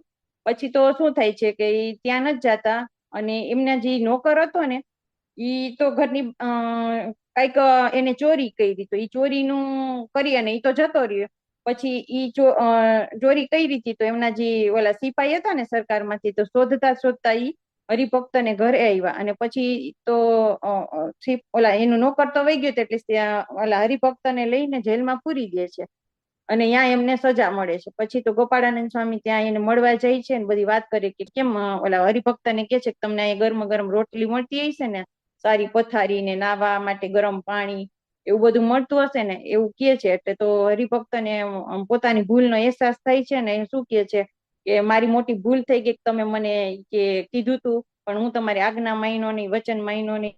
જો મેં તમારું વચન માન્યું હોત તો મારી આ દશા નો થાત ને એમ પણ કેવા થાત કે હું તો એ સમયે જયારે ચોરી થઈ હતી હું અહીંયા નહોતો, હું તો મંદિરે સેવામાં હતો. એટલે એને પોતાને ખૂબ પોતાની ભૂલ માટે પસ્તાવો થાય છે. એટલા માટે તો એમ કેમ કે મોટાની આજ્ઞામાં રહી તો ગમે તેવા કઠણ પ્રારબ્ધ આવવાના હોય ને તો પણ એ ટળી જાય છે. માટે મહારાજ અને મોટાની આજ્ઞામાં રહેવું. મોટા તો કેવા હોય કે આલોક અને પરલોકની બે રીતે આપણને સુખિયા કરવા માંગે છે, પણ આપણને જો એનો માટે એના મોટામાં વિશ્વાસ આવી જાય ને તો આપણે કામ બની જાય છે. માટે બાપાની વાતમાં કે છે ને કે જેમ રાજાનો મહિમા જાણે છે તો આજ્ઞા પડે છે, તેમ શ્રીજીનો અને મોટાની મહિમા જાણે તો આજ્ઞા પડે અને લુખાપણું ટળી જાય. એટલે કે આપણે જે સ્વભાવ પડ્યા છે અંદર આપણી અંદર એ બધા ટળી જાય. માટે મહિમા સમજવો, મહિમા વિના લુખાપણું જાય નહીં. હવે જોશું આપણે બાપાશ્રીની વાત ભાગ 1 વાર્તા નંબર 153. આજ્ઞા રૂપી લીટો લોપે તેનું રૂડું ન થાય. આજ્ઞા આત્મસત્તા રૂપનું કામ કરે છે. ઇન્દ્રિયોના ગણ જીવને ક્યાંય લઈ જઈ ફગાવી દે છે. જેણે જેણે આજ્ઞા લોપી છે તે મોટા હતા તો પણ ધર્મથી પડ્યા છીએ. તો એના રણછોડ મિસ્ત્રીએ સત્સંગમાં ઘણી સેવા કરી હતી, પણ આજ્ઞા લોપી તો વટલાઈને ભ્રષ્ટ થઈ ગયા અને મોટા સદગુરુ શ્રી નિર્ગુણદાસ સ્વામીનું કહ્યું પણ ન માન્યું અને સીધીઓ આકાશમાંથી આવીને ઉપાડી હતી. કેવા કેવા કીર્તન બોલતા અને ગર્જના કરતા, પણ ક્યાંય તુર્ક સ્થાનમાં જતા રહ્યા. તો રણછોડ ભક્ત કેવા હતા? તો એવા હતા કે બહુ જ સારી એવી સેવા કરતા સત્સંગની. રણછોડ ભક્ત છે ને કરાચીમાં રહેતા, તો નિર્ગુણદાસ સ્વામીએ કરાચીમાં એકવાર ગયા ત્યારે છે ને નિર્ગુણદાસ સ્વામીના એ શિષ્ય હતા. એટલે બાપાશ્રી કે નબળી વ્યક્તિનો પણ આપણે ઓલો વેપાર ન કરવો એમ વાત કહે છે. તો એમને ઈ રણછોડ ભક્ત હતા, એમને છે ને નબળી વ્યક્તિ હતી ને એની સાથે એને ધંધો કર્યો એમ. તો એ ધંધો કરે છે ને તો એમાં ઈ ફસાઈ જાય છે. તો આપણે તો બાપાશ્રી કેવા મળ્યા હતા, તો એમને તો આપણે કહી દીધું હતું ને કે નબળી વ્યક્તિની સાથે તમે ધંધો વેપાર કરો, થોડોક લોભ જાગે એટલે તમે ઈ કામ કરવા માંડો છો. પણ આ બધી આજ્ઞા છે ને ઈ મોટા કહે છે પણ આપણે મનાતી નથી. આ બધી સૂક્ષ્મ લાગતી એવી આજ્ઞા છે. ક્યાંક આપણો સ્વભાવ, અહંકાર, આપણી મન ઉપર વધારે પડતો આમ વિશ્વાસ હોય તો આપણે એમ થાય કે મને કાંઈ નહીં થાય, મને કાંઈ નહીં થાય, એટલે આપણે છે ને એને ઇગ્નોર કરી દઈએ છીએ, એમ કે ધ્યાનમાં બહુ નથી લેતા. પણ સૂક્ષ્મ એવી આજ્ઞાને પણ આપણે ધ્યાનમાં લઈ. વચનામૃતના પણ ગઢડા છેલ્લાના 32માં કીધું ને કે નબળાનો સંગ કરવાની મહારાજે પણ ના પાડી દીધી છે. તો આને હરિભક્તએ શું કર્યું કે પાર્ટનરશિપ કરે છે એને હરિભક્તને, પછી બધા ગામના હરિભક્તને ખબર પડે છે કે આને તો પાર્ટનરશિપ કરી નબળા વ્યક્તિની. પછી જઈને સ્વામીને વાત કરે છે કે સ્વામી આને તો આવું કર્યું છે. તો સ્વામી ના પડાવે છે કે તમે છે ને ઈ ધંધો મૂકી દેજો એમ. એટલે તો એને શું કે છે કે ના સ્વામી, કે મને તો કાંઈ નહીં થાય, મને ધંધામાં બહુ સારો લાભ મળે છે. એટલે એ વાતને સ્વીકારતા નથી. અને જો નબળી વ્યક્તિ સાથે વેપાર કરે ને પછી વેપારમાં નુકસાન થાય અને બીજી નુકસાન થાય છે અને પછી બીજી નબળી સ્ત્રી સાથે લગ્ન કરે છે. તો નિર્ગુણ દાસ સ્વામી કરાચી જાય છે ને પધારે છે ત્યારે હરિભક્ત ને કે છે કે ઈ હરિભક્ત કેમ દેખાતા નથી? તો બધા સ્વામીને કે છે કે એ તો આવતા નથી, અહીંયા આવતા બંધ થઈ ગયા છે મંદિરે. તો સ્વામી તો એને સંદેશો પહોંચાડે છે કે તમે એને કહો કે નિર્ગુણદાસ સ્વામી આવ્યા છે. તો બધા હરિભક્તો એને કે છે પણ તો એ મંદિર આવતા નથી અને તેમને બોલાવે છે. તો એકવાર બોલાવે છે, 2 વાર બોલાવે છે પણ તોય ન આવે. પછી ત્રીજી વાર સ્વામી એમ કીધું કે સ્વામી ત્યાં સુધી કીધું કે તમે એને બોલાવો, કે અહીંયા ફરિયામાં આવીને ઉભા રહે તો હું એને છે ને વર્તમાન ધરાવીને એને બધા પૂર્વના પાપ છે ને બાળી દઉં. તો તોય નથી આવતા. કારણ કે પેલા તો એવું હતું કે જયારે આપણે પાપ કઈ કર્યું હોય ને તો આપણે અંદર છે ને પ્રાયશ્ચિત કર્યા વગર મંદિરમાં ન જવાતું. એટલે એમ કે છે ફરિયામાં આવે ને તો હું કરું. એટલે શું છે કે વર્તમાન ધરાવીને આપણા દોષ બધા છે ને મોટા એવા ધરાવે છે ને તો આપણા બધા પૂર્વના દોષ બધા ટળી જાય છે. એટલે જ કે છે ને કે ધન અને સ્ત્રીની લાલસામાં પણ આપણે નબળી વ્યક્તિને સંગ ન કરવો. આ બધી લાલસાઓ કેવી છે તો ગમે તેવી ઉચ્ચ સ્થિતિ થઈ હોય ને તો પણ આપણે નીચે પડવાના પૂરેપૂરા ચાન્સ હોય છે. અને જેટલા આગળ વધવાના પ્રયત્ન કરીને એટલા જ ઉતરતાનો સંગ કરીએ ને તો આપણે પાછળ ઉતરતાનો સંગ નહીં કરવાનો, એટલી તો આપણે સાવધાની રાખવાની. જો ઉતરતાનો સંગ થઈ ગયો ને તો આપણે સ્થિતિમાંથી પડતા વાર ન લાગે. મારાથી બોલવામાં કઈ પણ ભૂલચૂક થઈ હોય તો મને માફ કરતો. રાજી રહેજો સર. જય સ્વામિનારાયણ. જય સ્વામિનારાયણ.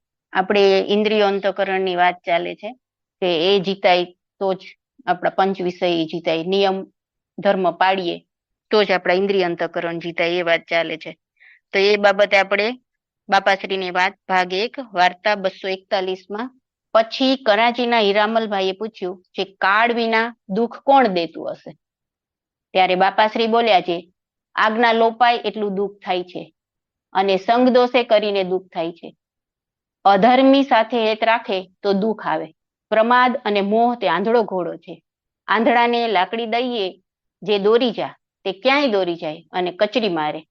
આજ્ઞા, ઉપાસના, ધ્યાન, ભક્તિ, મહિમા ન હોય તે ક્યાં જાય? તે આંધળા કહેવાય. તો હમણાં આગળ એક બેને કીધું સંગ દોષે કરીને રણછોડ ભગતની વાત બધી કરી તો સંગ દોષે આવું થાય. એટલે આપણે અત્યારે તો વાત એના ઉપર ચાલે છે કે નિયમ ધર્મ પાડીએ તો આપણે ઇન્દ્રિય અંતઃકરણ જીતી જાય. વાત સાચી કે તો આપણે આગળ વધીએ, પણ એટલું મહત્વ સંગ દોષનું પણ છે. જો સંગ જ આપણો ખરાબ થઈ જાય તો આગળ જ ક્યાંથી વધાય? તો નિયમ ધર્મ જ ક્યાંથી પાડી શકીએ કે એનાથી આગળ કેમ વધી શકીએ? તો સંગ આપણને જો એવો થઈ જાય, આપણે ઘણી વખત નિયમ લીધા હોય અને કાં તો પછી આ સત્સંગમાં આવ્યા ને કોઈ આપણને એમ કહેતા હોય બાપા વિશે બોલતા હોય ને આપણે છોડી દઈએ, તો સંગ જ આ છોડી દઈએ તો આગળ જ નહીં વધાય બિલકુલ. એટલે આગળ વધવા માટે આપણે સંગ બહુ જ જરૂરી છે કે સંગ આપણે કેવો રાખવો. તો મહારાજને પમાડે, મૂર્તિને પમાડે એવો સંગ આપણે પેલા શોધવો પડે. એ શોધીએ પછી જ આપણે આ બધું નિયમ ધર્મ અને આગળ વધી શકીએ આપણે. એટલે કે છે કે સંગ એવો કરી નાખો તો દુઃખ જ થાય. કેટલા વચનામૃતમાં આવે છે ને કે એવો સંગ આપણે કરી દઈએ તો દુઃખ આવે આપણને, અને આજ્ઞા લોપીએ એટલું દુઃખ આવે જ. પછી આગળ 5 કર્મેન્દ્રિયો અને 5 જ્ઞાનેન્દ્રિયોને નિયમમાં રાખવી, તે ઇન્દ્રિયો ઘસાણી કહેવાય. તેમજ સર્વે ઇન્દ્રિયો પોતપોતાના વિષયની ઈચ્છા ન કરે તે ઘસાણી કહેવાય. રૂપ શબ્દ આદિમાં વટલાઈ જાય તે કોઈએ વટલાવવું નહીં. પૂજા કરે, નાય ધુવે ને ઓથી વટલાઈ જાય તે ભૂખ દુઃખ અને માર ભોગવે ને વળી ભગવાનના ભેળા હોય. તો ચેત ચેત મન બાવરા સંત શિખામણ દેત. ઓઢવા પહેરવા ખાવા પીવા તે સર્વે ધૂળમાંથી ઉત્પન્ન થયું છે ને પાછું વળી ધૂળ, તેમાં કઈ માલ નથી. જેવું મળે તેવું ગુજરાન કરવું. તો શું કીધું? 5 કર્મેન્દ્રિયો અને 5 જ્ઞાનેન્દ્રિયોને આપણે નિયમમાં રાખવી પડે એમ. આગળ બધા બહેનોએ બહુ સરસ વાત કરી જ દીધી છે કે કઈ કઈ ઇન્દ્રિયોને જીતવા માટે કેટલું કેટલું આપણે કરવું પડે. આપણે બધું સાંભળીએ તો ખરા જ. એક બેને તો બહુ જ સરસ બધી વાત કરી. કેટલું આપણે સાંભળી લઈએ છીએ પછી આપણે ઉતારવું તો પડે ને, મનન ચિંતન નિધિધ્યાસ કરવું પડે. એટલે આ બધું આપણે વાંચી લઈએ. રોજ રોજ બધાને વાંચવાના નિયમ હોય જ. અમૃત સાગર, અમૃત સરિતા, બાપાનું વાત, વચનામૃત બધું વાંચે. પણ આપણે કેટલું આગળ વધ્યા કેટલું પાછળ પડે એ આપણને જ ખબર હોય. તો આ બધું આપણે ઉતારવાનું છે. રસ રૂપ શબ્દ સ્પર્શ રસ રૂપ ગંધ, એમાંથી કઈ કઈ ઇન્દ્રિયોને આપણે પાછી વાળવી, કેટલી વાળવી, શું કરવું એ બધાને ખબર જ છે. પછી એનાથી આગળ આ લોકમાં 4 દિવસ રહે તેવા દેહને તો સબ શણગાર્યા જેવું છે. તેને શણગારવાથી કોઈ રાજી ન થાય. આપણને એમ થાય કે આ લોકમાં 4 જ દિવસ કેમ કીધું હશે? ખગોળ ભૂગોળનું વચનામૃત વાંચીએ તો એમાં છે જ 8 અબજ ને 64 કરોડ વર્ષ જાય ત્યારે આપણને બ્રહ્માનો 1 દિવસ થાય. આપણા એટલા વર્ષ જાય ત્યારે, એટલે 4 જ દિવસ કહેવાય ને. આમ જોઈએ તો આપણા જે 50 60 વર્ષ 70 વર્ષ જીવીએ તો 4 જ દિવસ કહીએ ને. એમાંય આપણે કેટલો સમય તો ક્યાં ક્યાં બરબાદ કરી જ દીધો છે. આપણને બધાને ખબર જ છે કેટલાય કુટારા કર્યા છે. અને હજી ખબર પડ્યા પછી હજી સમય આપણો જાય જ છે. એટલે બાપા કહે છે કે આ તો સબ છે અને હજી એને શણગાયરા જ કરીએ તો ક્યારે આગળ વધાશે? મહારાજને પામવાનું છે એમ. હજી જોઈએ એવો ખટકો નથી આપણને. પછી કે 4 દિવસ રહેવું અને જન્મ ખરાબ કરી નાખવો એમ ન કરવું. બાપા એમ કે છે. હજી પાછું આપણને સમજાવે, ટકોરે છે. સમજી ગયા, હવે આપણને ખબર પડી ગઈ, સાચો સત્સંગ મળી ગયો, તો જલ્દી ને જલ્દી આપણે આગળ વધવા પ્રયત્ન કરવો પડે. નહીતર મહારાજ તો કે જ છે અમારે તો કઈ ઉતાવળ નથી, જેટલું જે કરે એટલું એ જલ્દી અહીંયા આવશે. પછી આગળ પછી રસોડામાં વઘાર કર્યો તે બહાર આવ્યો ત્યારે બાપાશ્રી બોલ્યા છે બહાર આટલો બગાડ કરે ત્યારે માહી કેટલો બગાડ કરે? ત્યારે માહી બગાડ તો કરે જ ને. તો સુરા ખાચરની વાત પણ આપણે આગલી સભામાં આવી જ ગઈ હતી. તો આપણે વઘાર કરીએ આપણને બધા બહેનોને તો ખબર જ છે. તો અંદર કેટલો કરે એમ બાપા કે છે. એટલે રસને જીતવી એમ, રસ ઇન્દ્રિયને. તે ઉપર સુરા ખાચરની વાત કરી. જમવા બેસવું તે ઘણાવાના હોય તે પડ્યા મૂકીને એક વસ્તુ જ જમી લઈએ. સબડકાઓ એ બધું રસિક છે. મોટા સંતોએ રસિક માર્ગ કહ્યો છે. તે મૂર્તિમાં રહીને કહ્યો છે. આપણે દેહમાં રહીને કરીએ તો કીર્તન બોલતા બોલતા ક્યાંય ચડી જવાય. તમારે પાણી મેળવીને જમવું તે ઠીક, અને ભૂલી જવાય તો મોટો વાંધો આવે. ઘોડા ઉન્મત્ત થઈ જાય તો નુકસાન કરે. મન બુદ્ધિ ચિત્ત અહંકાર તે મોટા પાડા છે, તે નુકસાન કરે જ. જેમ 4 પાડા ખાટલાને પાયે બાંધીને સૂતો તે જીવતો રહે નહીં, એ તો મરી જ જાય. કેટલું કેટલું આપણને કહી દીધું. મન બુદ્ધિ ચિત્ત અહંકાર આ બધાને વાળવી પડે. એ ખાલી ઇન્દ્રિયો આપણે કહીએ પણ ઇન્દ્રિયોને વાળવા માટે આ બધાનો એમાં ભાગ છે જ.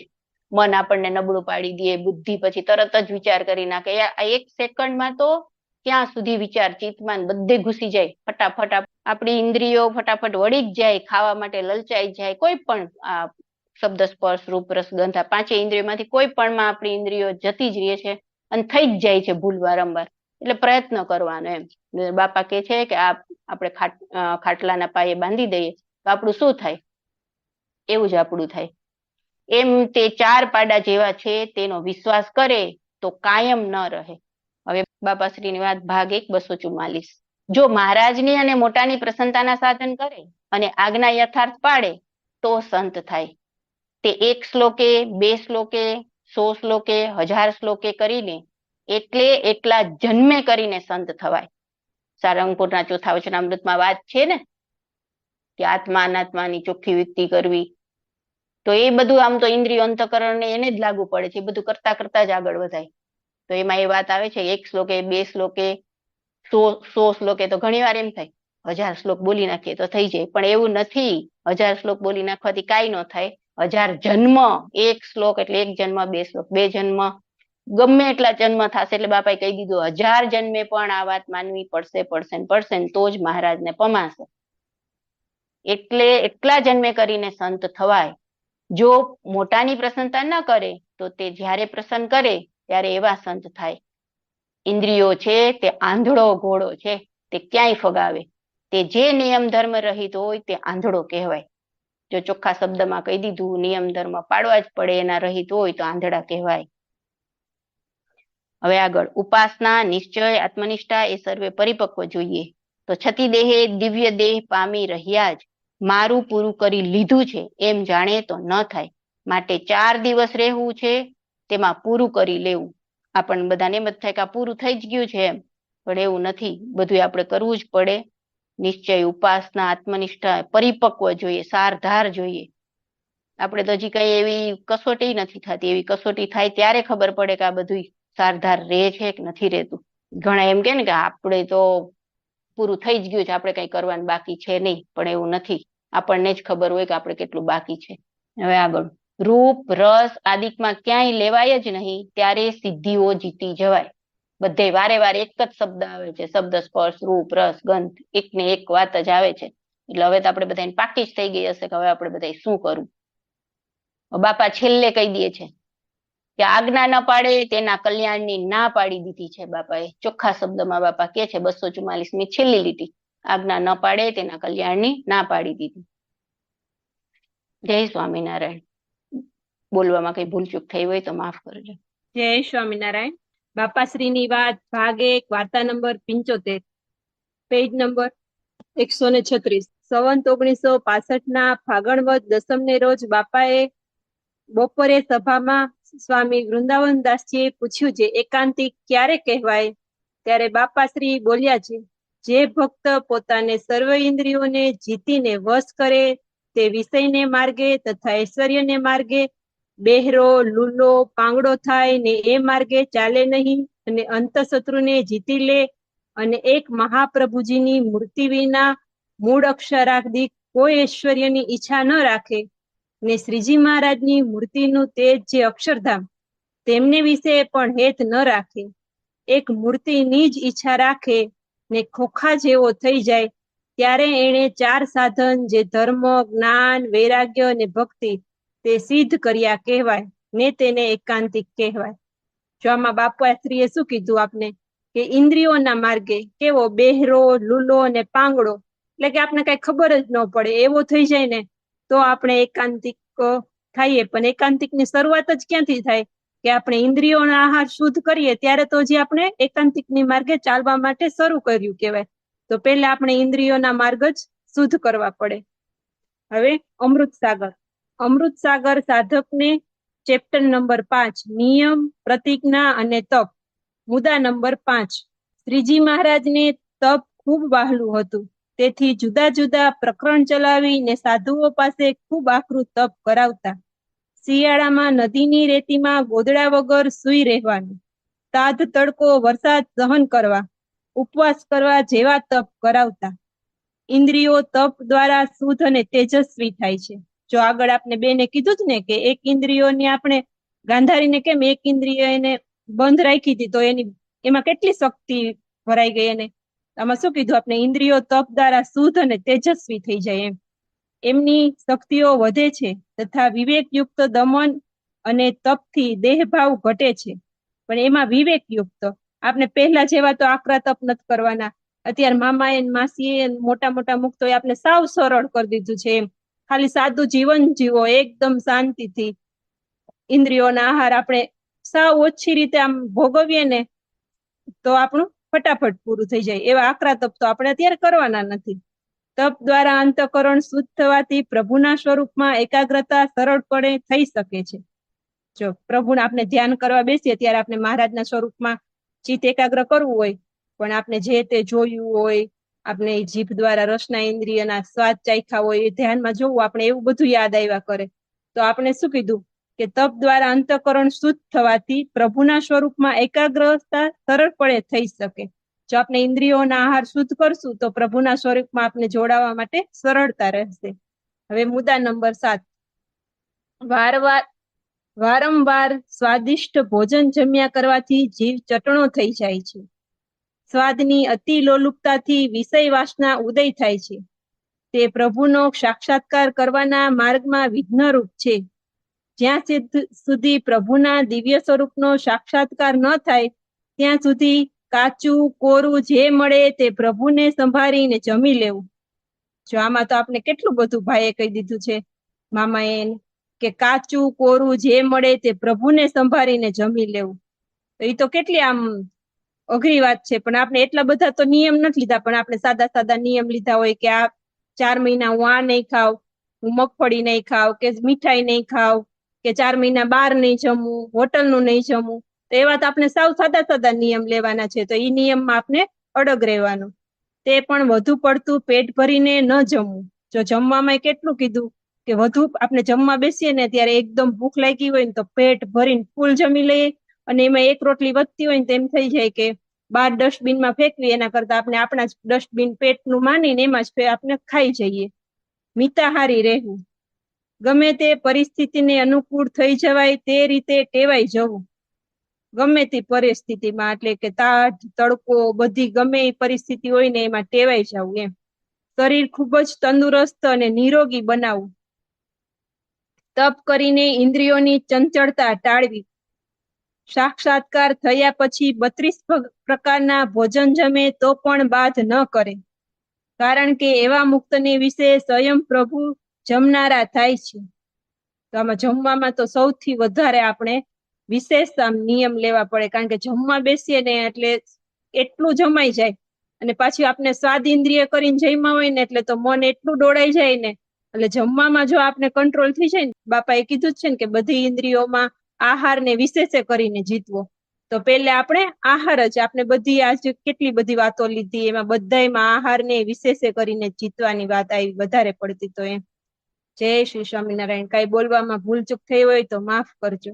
જય સ્વામિનારાયણ. હવે આપણે આગળ જોશું અમૃત સાગર સાધકને ભાગ 1 પ્રકરણ 5 નિયમ, પ્રતિજ્ઞા અને તપ. એમાં જ 8મો મુદ્દો અને પેજ નંબર 79. હવે એમાં શું કહે છે? તપ ને નિવૃત્તિ ધર્મ પણ નિષ્કામ વ્રતની દ્રઢતા માટે છે.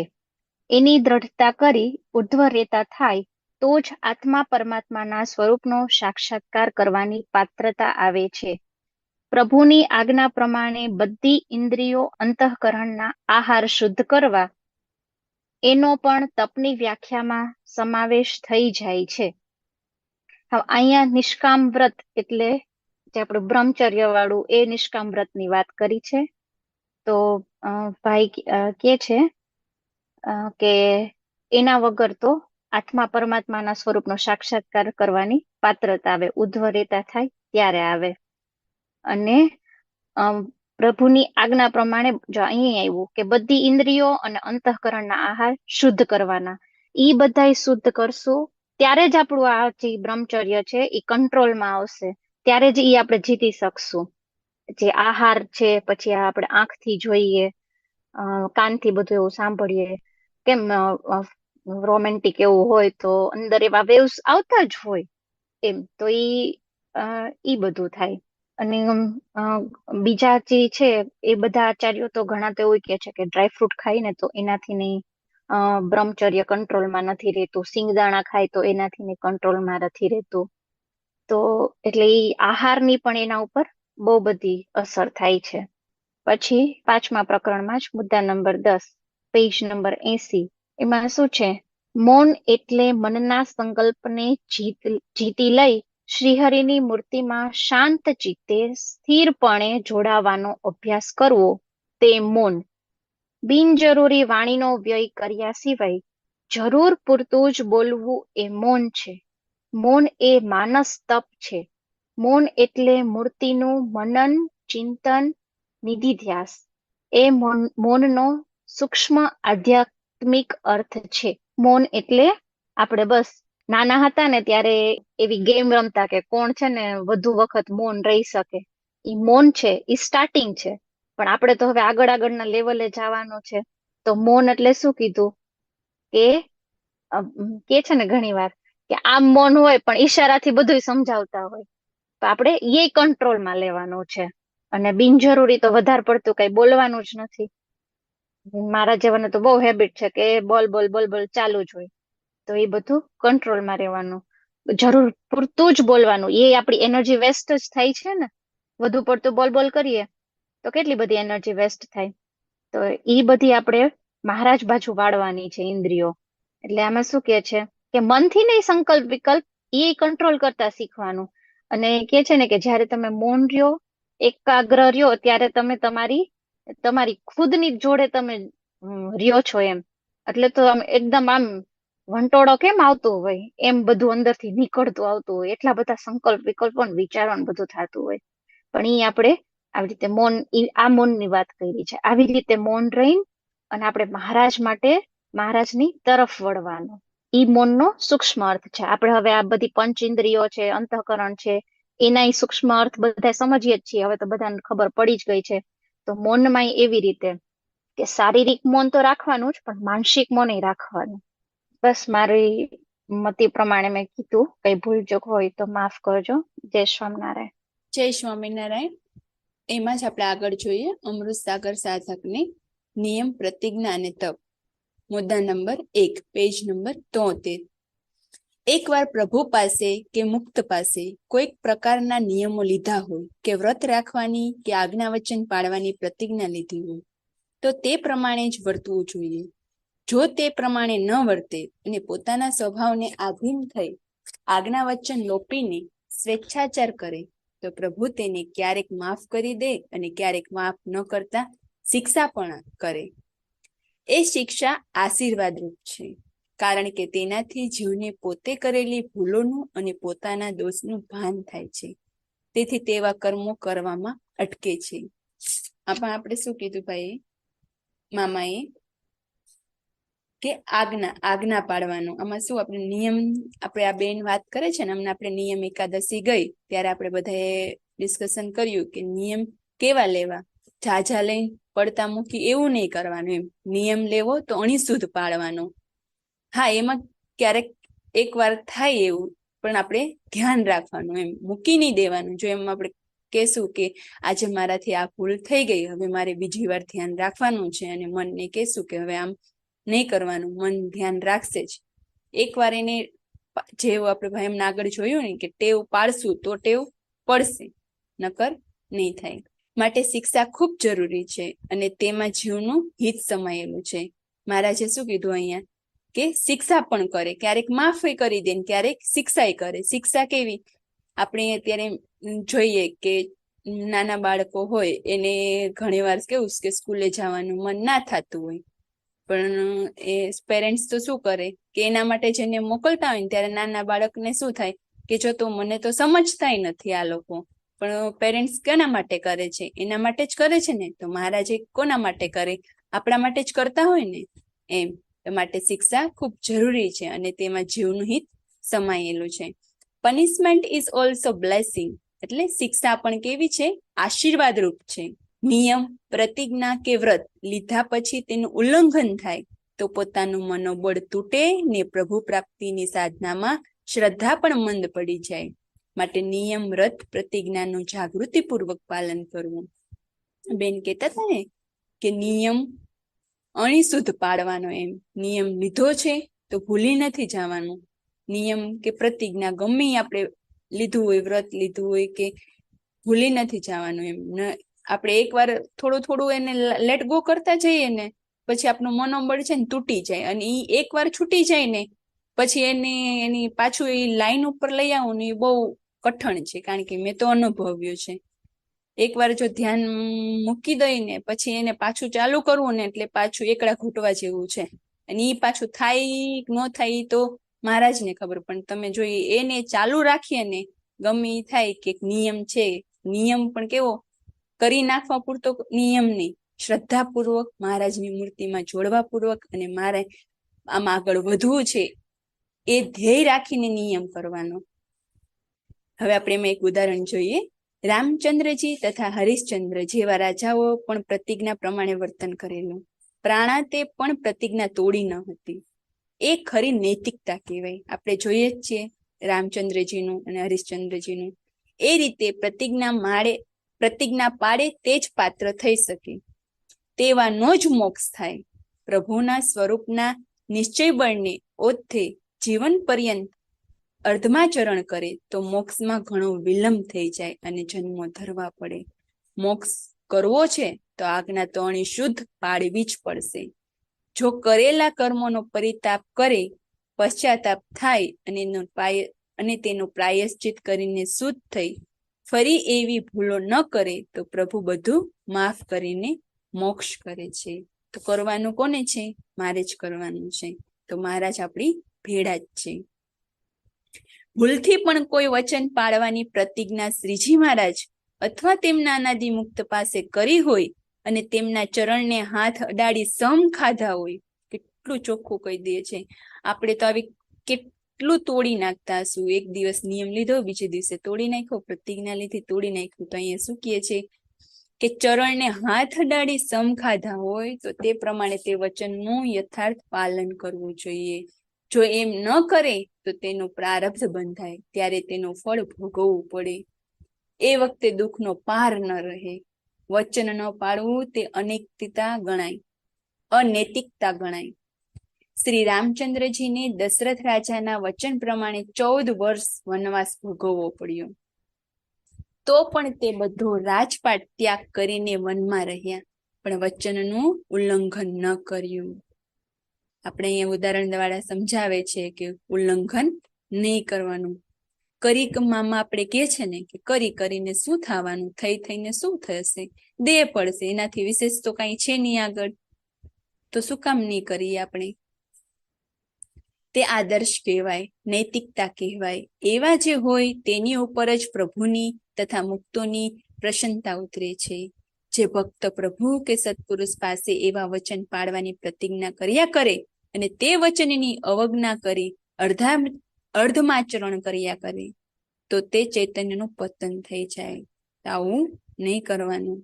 માટે હંમેશા એ વાત ધ્યાનમાં રાખવી કે ભૂલથી પણ પ્રભુ પાસે તથા મુક્ત પાસે વચન પાળવાનું બોલાઈ જવાય તો પ્રાણાંતે પણ તેનું પાલન કરવું જોઈએ.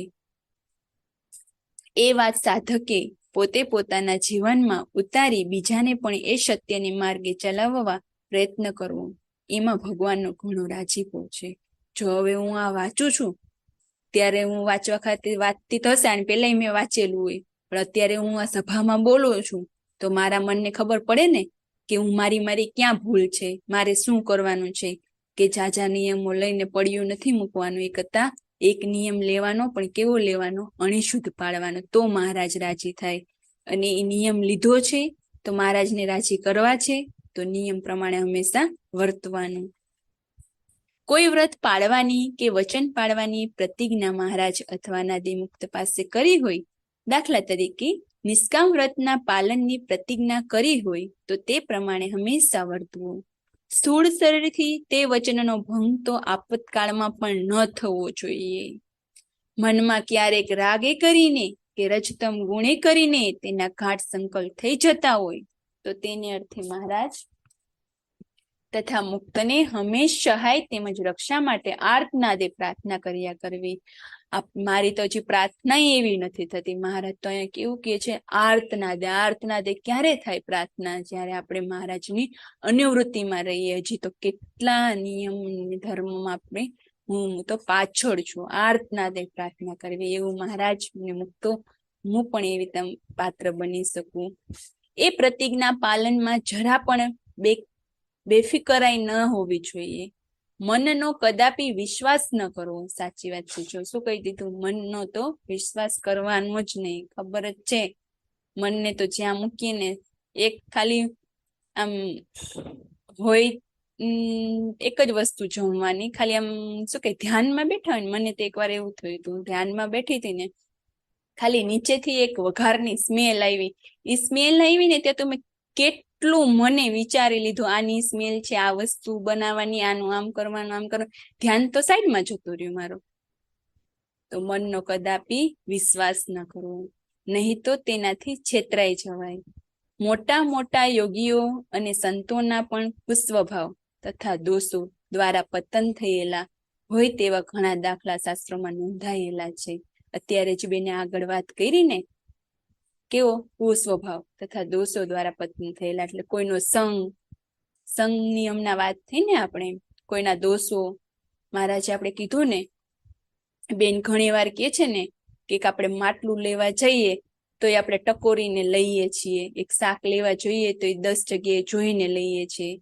તો આપણે હવે ગુરુ શોધવા છે, મહારાજ જોઈ છે, તો એ તો જોવાનું ને કે સંગ કોનો કરવો ને સંગ કોનો ન કરવો. દોષ સ્વભાવ જીતવા માટે સતત જાગૃત રહેવું ખૂબ જ આવશ્યક છે. જરા પણ ગાફલાઈ રાખે તો અમુક પ્રસંગે મન તેને છેતરી જાય અને પ્રતિજ્ઞાનો ભંગ થઈ જાય. તે માટે પ્રભુના સ્વરૂપનું ખંડન, અનુસંધાન, મોટા મુક્તનો જોગ, સમાગમ, સેવા તથા દ્રઢ નિશ્ચય, મહાત્મય, શ્રદ્ધા, વૈરાગ્ય વગેરે ગુણો પ્રયત્નપૂર્વક કેળવવા અતિ આવશ્યક છે. એ રીતે વર્તે તો તેની આધ્યાત્મિક પ્રગતિ ઝડપથી થતી જાય છે. નહીં તો આળસ પ્રમાદે કરીને અનેક જન્મો જતા રહે તો પણ પ્રગતિ ન થાય. બેન કે છે ને કે આપણે તો અત્યારે મહારાજ મળ્યા છે, બાપાશ્રી મળ્યા છે ને આપણે ઓળખાણા છે, આપણે આગલા જન્મમાં એ કર્યો હશે, તોય આપણે હજી અહીંયા છીએ તો આપણે હજી કેટલું ધ્યાન રાખવું પડશે. ત્યારે આપણે મહારાજની મૂર્તિ મળશે અને પાછો મનુષ્ય અવતાર નથી જોતો, હવે આપણે મહારાજની મૂર્તિ જોઈ છે. તો કેટલું આળદને પ્રમાદ છોડવાના ને શું કરવાનું છે? પ્રભુની પ્રસન્નતાના સાધન.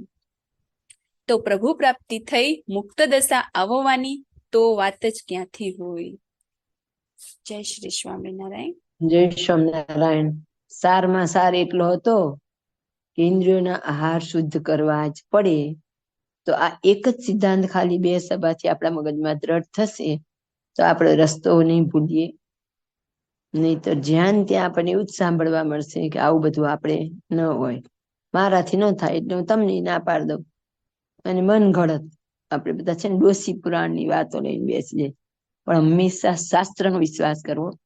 કોઈ પણ 2 વાત વચ્ચે મતભેદ પડતો હોય ત્યારે વચ્ચે આપણે શાસ્ત્ર રાખીએ એટલે તરત ઉકેલ મળી જાય કે આ બાબતે મામા શું કે, બાપા શું કે, મહારાજ શું કે, ભાઈ શું કે, તો આપણને સાચો ઉકેલ મળી જાય તો રસ્તો પણ સાચો મળે. જે તફાવત છે એ બધો સમજણનો જ છે. સમજણના ભેદે પ્રાપ્તિમાં અતિશય મોટો ભેદ પડે. પરમ એકાંતિક મુક્તિ પણ બધું જ સાધન અનાદિ મુક્ત જેવું જ કરે. ફક્ત એટલો જ ફેર હોય કે એમને સમજણ છે સન્મુખની, અનાદિ મુક્ત ને પ્રતિલોમની. એમાં બેયની પ્રાપ્તિમાં અતિશય ફેર પડી જાય.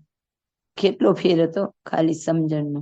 બાપાશ્રી એવું કીધું કે ધ્યાન અનુલોમ થતું હોય અને સમજણ મૂર્તિમાં રહીને મૂર્તિનું સુખ લેવાની હોય તો પણ એને અનાદિ મુક્તની સ્થિતિ થાય.